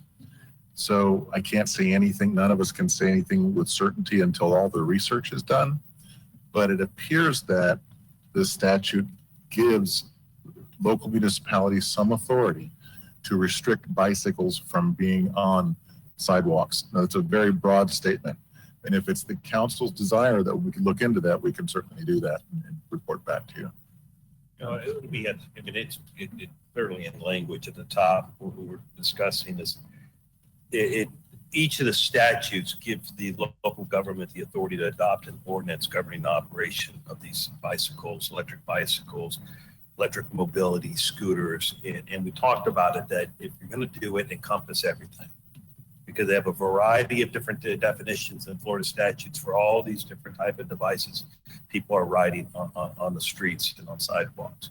But to answer your question, in statute, all of those types of not vehicles, but bicycles, scooters, whatever you might mention, they follow under the umbrella of a bicycle definition. And that's how they're looked at under the Florida law. They're not looked upon as vehicles, so they don't have to be registered. So that means if a bicycle can go on the sidewalk, those electric bikes can go on the sidewalk. Okay? And when they're on that sidewalk, they have the legal responsibility to yield to pedestrians. Do they do it all the time? We know they don't, because you see it at times. We do a lot of pedestrian stops and bicycle stops, because bicycles are supposed to, when you're on the road, and Mr. Brown knows this very well, is every stop sign. And let me tell you, They don't. You probably got less than 1%. I think Ms. Raymond stops at all stops. There we go. That was a test. You actually seen her blow a stop sign. No, but anyway, I'm only kidding you. But I'm just saying, I watch good people that are riding their bikes out, taking an evening stroll on their bike, and they don't understand the bicycle laws, because you're in a residential community. They think they're in their backyard riding around. You just don't think to stop. The stop signs. The big issue is she wasn't young. She was in her early 70s who got hit. It was on Poinsett Avenue. I think that was a regular bicycle. I actually spoke to the deputy. Were you there? Oh, were you there? Okay, we do too. We did too. And I looked at the report. It's not a regular bike. Okay. It looks like a Well, bike, but it's motorized, actually. Okay. She I'm just saying stands is that person was on Poinsett, and that basically you've got a bicyclist, and that's a member of statute, that's a bicyclist, it's a bicycle. And she walked out on the Poinsett from Madison Avenue and got hit. Yeah. That's not what you heard, but I'm telling you, the That's from deputy her was there and son. actually was on the scene and saw it. So I just want to make sure there's facts out there. We talk about liability. I want to make sure you brought the agenda up so you have answers to your questions. It clearly states in statute that people operating these type of bikes or devices are not mandated by statute to have insurance or be registered or licensed to operate those vehicles. Okay, so that will be a civil litigation. Under what you're looking into, this bikes on sidewalks, if the city has the preference to regulate that, does that also give us the right to regulate skateboards and all these? And that was the conversation. I said, we're going to do it. then let's incorporate everything that this governing body wants to incorporate that you're hearing complaints about. And that is going basically down Florida statutes and looking at all the definitions. Because we also need to look at it, again, it's for another time, but we're going to be proactive and look at it, is motor vehicles on the beach. Because that 74-1, it needs a little massage because it's referencing motor vehicles, and it's according to the Florida state statute definition of motor vehicles, which doesn't include bicycles, doesn't even include swamp buggies. It's language that we just need to tweak a little bit, and I think will fit right into what you're trying to achieve. But right now, if somebody goes out on an electric bicycle on the beach, we don't have an enforcement arm on it. They're fast. I've seen them. And that's the other They're thing very too, fast. is us determining how fast do they go unless we get them on radar. We Well, have that's that. gonna be coming up also, so I know that's gonna Don't be we coming have up. so many CCs for a motor on the It's dealing with the registration of a moped or something like that. If you go above so many CCs, the statute refers to a different classifications on electrical, a bicycle. I keep saying vehicle, I don't know why, but the bicycles that are 20 miles an hour, up to 25, up to 35, and so on. What's interesting in statute, that's a definition, but it's nowhere in the actual enforcement statute, talking about those different levels of what they mean. With respect to electric bicycles, there's a new statute that just went into effect July 1. So there's Commander indicated there's definition now, there's classification, class 1, 2, and 3 electric bicycles. There's going to be consumer product requirements from January 1, where these electric bicycles have certain information regarding their wattage and maximum speed. The maximum speed generally class 1, class 2 is 20 miles an hour, whereas class 3 electric bike that can go up to 28 miles an hour.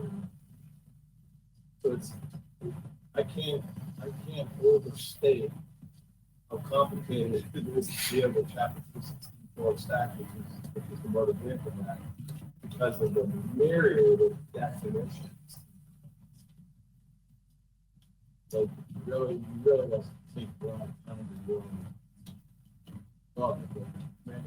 There are some opportunities for the city to fix their ordinances. Back to some of these vehicles, bicycles,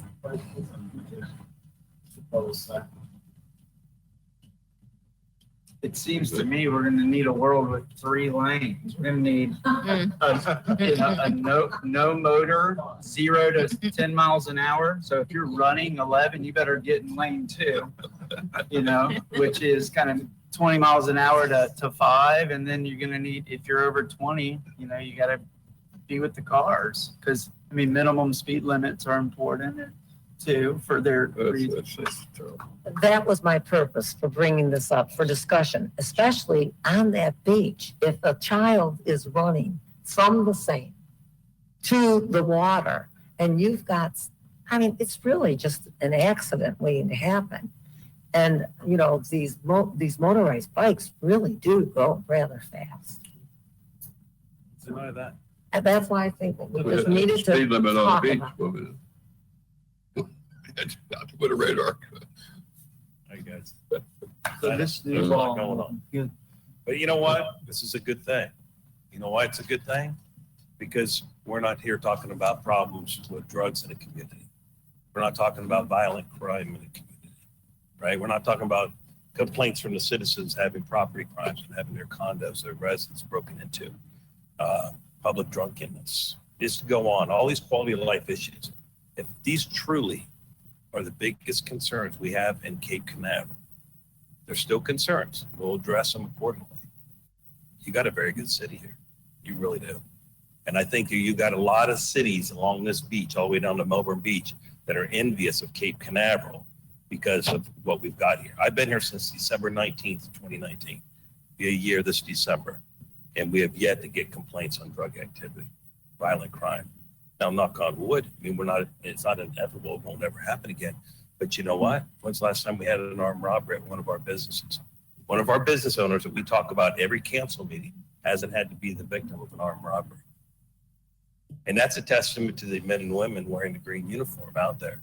And then the partnership we have with our community that call us to tell us about people who are at different establishments that shouldn't be there. So we can go check out with them and do our job. So I'm actually happy to come up here and talk about dogs on the beach and scooters and all that stuff and Mickey's golf cart ordinance. I think that's her. Which I'm not done with. Golf cart friendly community.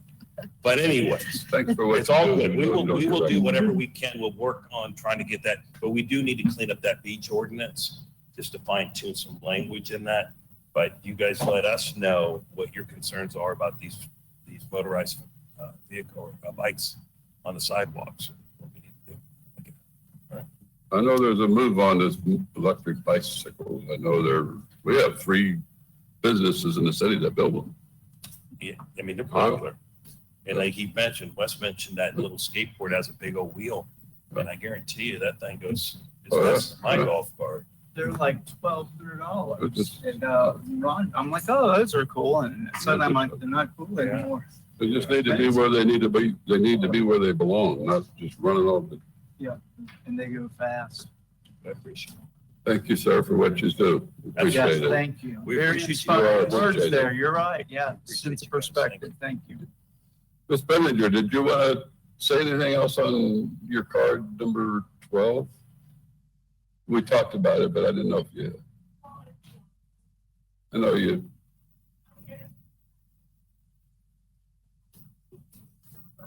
We're on golf carts, that type of. Well, I know it wasn't, well, it may not be on golf carts. It was just basically on, I was hoping that possibly the city, I probably should have started this in the beginning, but I was hoping that the city might consider putting a group together for like vacation homes and complaints and everything where we can bring some citizens in, we can bring city council members in, we can bring code enforcement in, and we can bring police officers in to actually work on a group together to get uniform rules for all vacation home renters, homeowners, that they have to provide and post to get a really good communication system so that things can be dealt with immediately.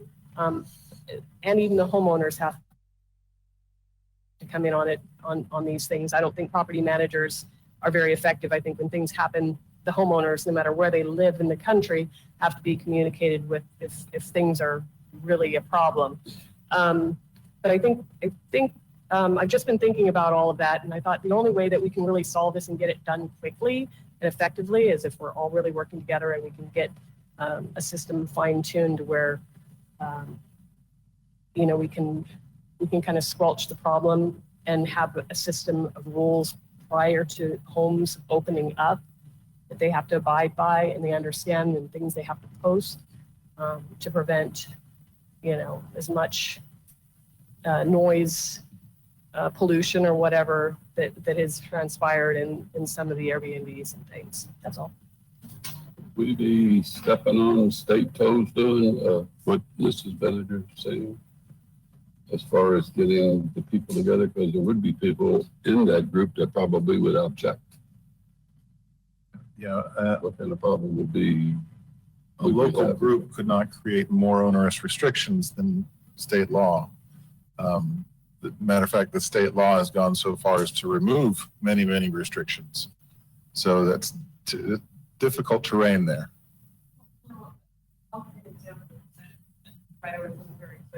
But you're right. But things like noise ordinances, like your noise ordinance is 11, whereas in Cocoa Beach it's 10. I know that you can't impose additional restrictions on vacationers that you don't impose on your own residents. But things like, I'll give you an example. People decide, let's just say rental, people decide to play music loudly at 5 o'clock in the afternoon. Okay? Is that a violation of a noise ordinance? Well, it's not 10 p.m. yet, but my neighbor's annoyed. So would it be beneficial perhaps to consider things like decibel levels, providing the police department with decibel monitors, just to get an idea of what is loud. What is loud, what is so loud, and have a very specific record that the police can write down, you know, vacation home was at such and such decibels. So it's very specific for even legal action. That they can, but you also have to have that in your ordinance, that during the day, the decibels can't go above such and such. Is that, well, there we go. So 72, but you have to have a way of measuring it. And the police have to have a way of measuring it and going to the place. We have a measuring device. You have the police have measuring devices to check? It's available anytime they want it. We have one in the city. So we have a decibel meter. Okay.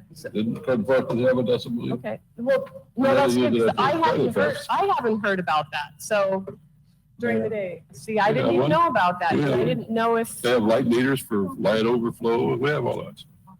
Code enforcement has it. Yeah, see, I didn't even realize that. So it's recorded when people are out in noise ordinances in places. It's the decibels are recorded as well. Okay. Mayor, if I may interject, with all respect to Ms. Brenninger, a point of order, I believe we're still talking about item number 12, which is bikes, motorized bikes, scooters, golf carts. We're not talking about vacation rentals yet. We need to bring that item to a close before we move on. Yeah, right. I know she's got vacation rentals and she has things that are kind of mixed in everything we're talking about. So, but we do have all that equipment. The city does have it. All right. Yeah, I'd like to bring the whole meeting to. Anybody else have anything on item number 12? Yes, Mr. Mayor, if I may. As far as the golf carts, sidewalks, bikes, motorized bikes, I know a lot of people that have the motorized bikes. They're veterans. They're people that have COPD that can't ride on a regular bike. And handicapped people that have the scooters or the three-wheel bike because their balance is off. And I don't think being a walkable, bikeable city that we should regulate. Maybe the speed of them we could regulate, but sidewalks is the big thing. And I've been saying it for a year. We've been trying to get sidewalks in the city since 1963. And, that's a major problem. And I think it's important for us to budget more money for the sidewalks to make it more safe for the children and people. And then also the golf cart thing. I know everybody in here, we've seen the City of Cape Canaveral Comprehensive Plan. And in that plan, that's the blueprint for what we do in the future. And in the plan, it says golf cart use. The city will allow and will evaluate policies allowing golf cart and electric vehicles access to beach and parking surrounding residential neighborhoods as a mean of easing use of traditional motorized vehicles and available parking to reduce greenhouse gases. So if that's in our comprehensive plan, I brought the golf cart issue to the council to try to get a consensus on taking it back to staff and looking at how we can use golf carts, not on A1A, not licensed, only on the presidential streets and the back, way away from A1A, to get them off the sidewalk and, make it more for people to go to the multi-generation center. They could get in their golf cart and go there on the back streets, not on A1A. And I couldn't get a consensus of the council to even look at that. And where it says it in our comprehensive plan, that is, like I said, what we're working towards in the future. I think it's worth to look at. And I talked with Anthony about it. In the Florida statutes, there's two different kinds of vehicle. There's a golf cart and a low-speed vehicle. And we could, as a city, make ordinances to govern where the golf carts are used, how they're used, who can use them. Am I right, Anthony, on that? And You know, so again, if it's in our comprehensive plan, why don't we take the time to have staff look into that? Again, it'll get the golf carts off the sidewalks that the people are on, walking or on their bikes. And then with the electric vehicles, it says right there too, that we will allow electric vehicles. So, you know, that's part of our policy that the council adopted. So, you know, for us to go now and try to restrict that, I think we're working against ourselves. I'd like to make a recommendation that Councilman Kellum come up with some recommendations on our policy as it might pertain to golf carts and present it to council for further.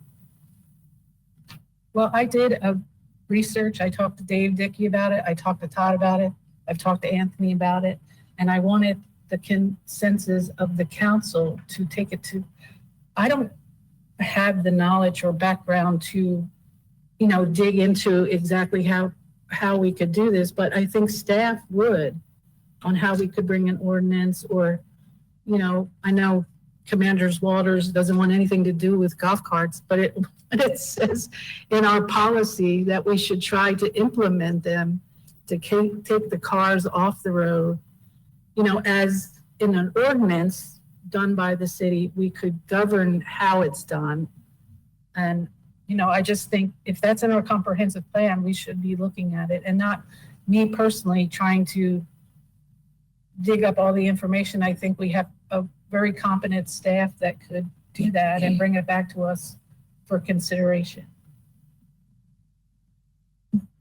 I just have a question. When was that comprehensive plan written? May 2018. Thank you.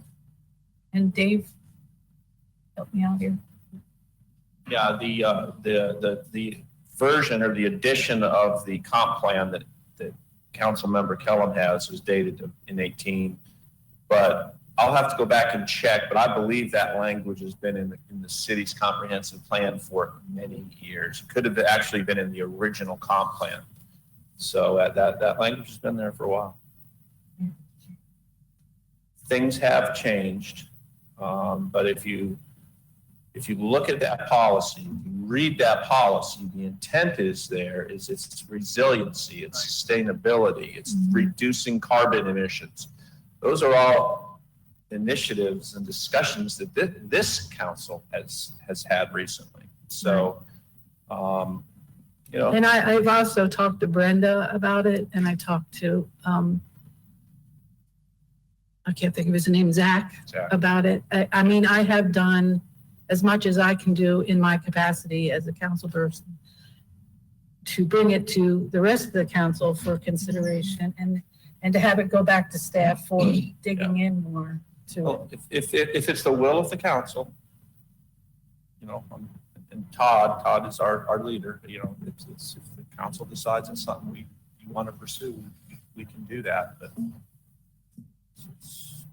But what's your thoughts, Mr. Morley? Dave hears that from me almost every day. We follow the marching orders given to us by this council. Okay. Okay, so it's back to us. Mr. Mayor, if I can just say, if it's in our comp plan, we either need to change our comp plan or try to execute on it. I think we all agree it's a tough issue. On one side, you've got what Mayor Pro Tem Raymond saying, hey, get rid of them. You got our commander over here who's saying the same thing.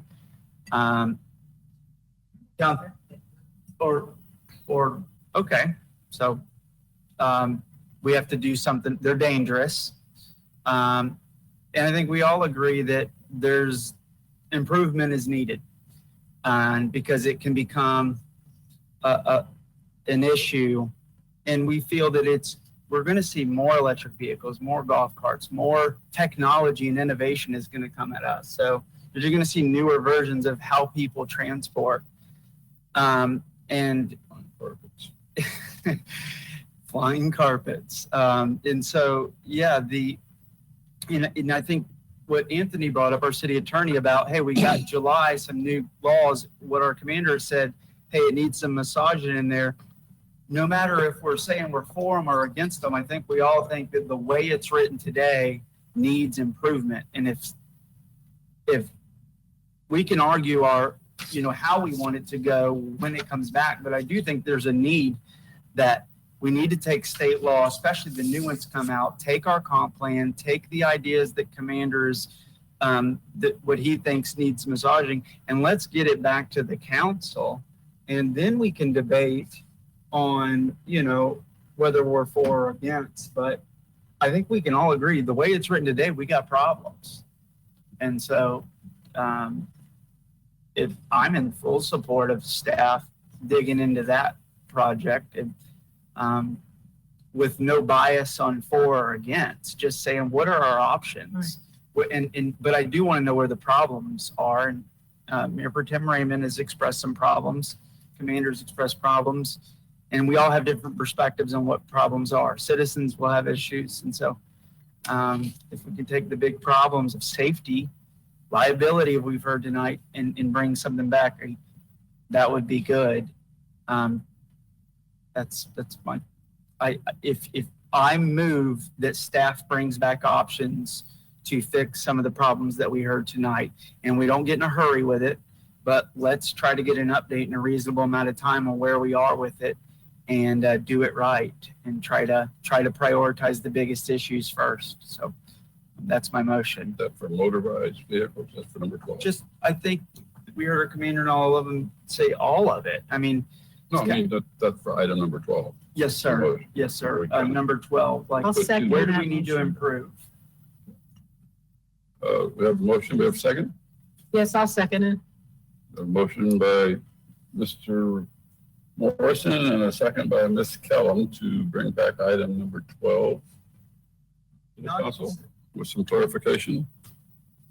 That'd be a job. Mayor, if I could restate, at least my understanding of it is the council's, if the council supports this motion, would be directing staff to look into ways to regulate locally these vehicles, all of these types of vehicles on the city sidewalks as described in item number 12. Yes, And Either on the sidewalks or off of it. And to implement a but to not ignore the comprehensive plan. comprehensive plan either. Right. Like to not run from it. And Yeah, and I think as Councilmember Morrison said, the prioritized approach, probably a first priority would be to look at what we can regulate on sidewalks and bring back that information to you first. And then secondly would be into the comprehensive plan elements. Okay, so, good enough? Everybody understand that? I think it needs to be done. It needed to be done a long time ago. We just kind of let it go. Okay, call the roll, please. Councilmember Brown, For Mayor Hogue, 4. Councilmember Kellum, For, Councilmember Morrison, Four. Mayor Pro Tem Raymond. 4. Mr. Andrews, you'll weigh in on that quite a bit, I hope. Yes, sir. Thank you. Mhm. just It's say gonna be yes. your dog and pony show. Okay, all right. All right, let's make it quick because we gotta get out of here. Very quick.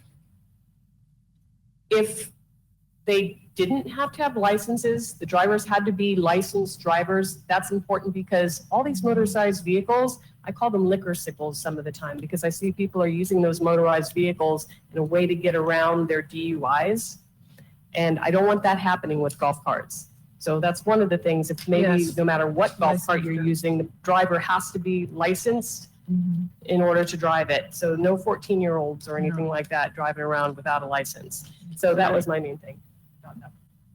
Oh, I'm sure that'll be part of it. And Mayor, I just thought maybe you might also check with Daniel to see if there's any comments on this item 12 also.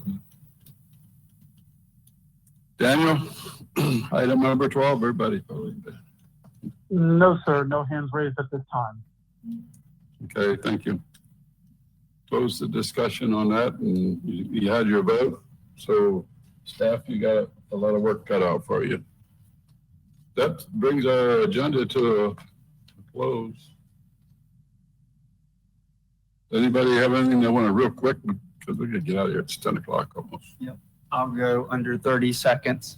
1, 2, 3, 4. Okay. this year, the last 3 years being elected has been, I want to thank everyone, thank the citizens, thank my wife, who I always say we run together. When you're married, it involves the whole family, daughter, and thank the staff, and I have a respect for this entire council up here who sits in the seat, and I don't think we do it for the money. We work hard to try to make this community better. And so I want to thank you all. Continue to, listen to the residents and engage, and we will move forward. And thank you for your support. And I look forward to another 3 years. I have something to say. Space Coast League of Cities, I went on November 9th. We had a Zoom call, and I just want to alert everyone, April through December, we canceled the monthly meetings, in-person meetings. But we decided to try to have a socially distanced dinner in a very large center in Palm Bay. And that is scheduled for January. We'll see if it goes or not. And then also the calendar was set for the year. And if anybody wants to apply for scholarships, I am on the scholarship committee, and we should be taking those soon.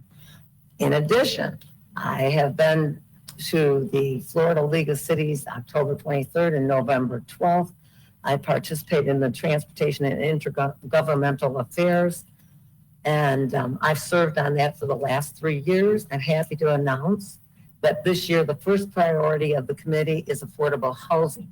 And the Sadusky Trust Fund has been rated every year, but this year, this group decided that they will bring that forward as a first priority. So I wanted to tell you. I also encourage residents to apply for the CARES Act funds sent to the county commission. Those funds must be used by December 30th, and they can be used to pay for mortgage and rent payments. But the non-payment of rent and mortgage must be due directly to the COVID-19. So, and citizens can call state representatives to encourage them to vote in favor of any of these issues or concerns they have. I also attended on Zoom, the Veterans Day special that Florida League of Cities had, and I thought this was interesting that many veterans become elected officials because of their whole philosophy of life about community service. And also I participated in Trunk or Treat. We had 500 kids come through our booth. And December 5th is the Cocoa Beach Christmas Parade. In addition, I want to thank the residents for supporting me. And I want to make clear that I represent all residents of Cape Canaveral. If you call or email me, I respond. Feel free to call me at home about any issue. I want to hear your thoughts and opinions. People who know me well know that I am expressive. I don't hold back, but I listen and analyze well. This council has worked tirelessly to support our residents, and we try our best. I encourage you to take part in our community events and get to know your neighbors. Cape Canaveral is a great city, and we have improved a lot in a short amount of time. The quality of our lives means a lot, and I think this is an improvement. But I want to tell you, the best is yet to come. Thank you. I just want to say real quick, within 15, 20 seconds, that I was at the 321 groundbreaking, 321 transport, where they just added 2 new trolleys to be utilized between Cape Canaveral and Cocoa Beach. You've probably seen them on the road, and I think they were each around $500,000. And I know Rocky's pretty active with it. And we're just encouraging our citizens to utilize the trolley between both cities, because they have had 2 new ones, and they're really nice. Thank you. Yes, I would just like to clarify first that the tree ordinance, did we come to a consensus that we're going to look at the tree ordinance and change things around? I don't think that we had a motion to, the 25 inches or 24 inches and the fee. We'll do that after this the second permit comes back, or, I mean. Well, I didn't know if it went to the, can you help me, Tom? I think you're referring to your idea of reducing the diameter of specimen tree. Right, and charging a fee for the application. Yeah, there was no consensus made on that I recorded.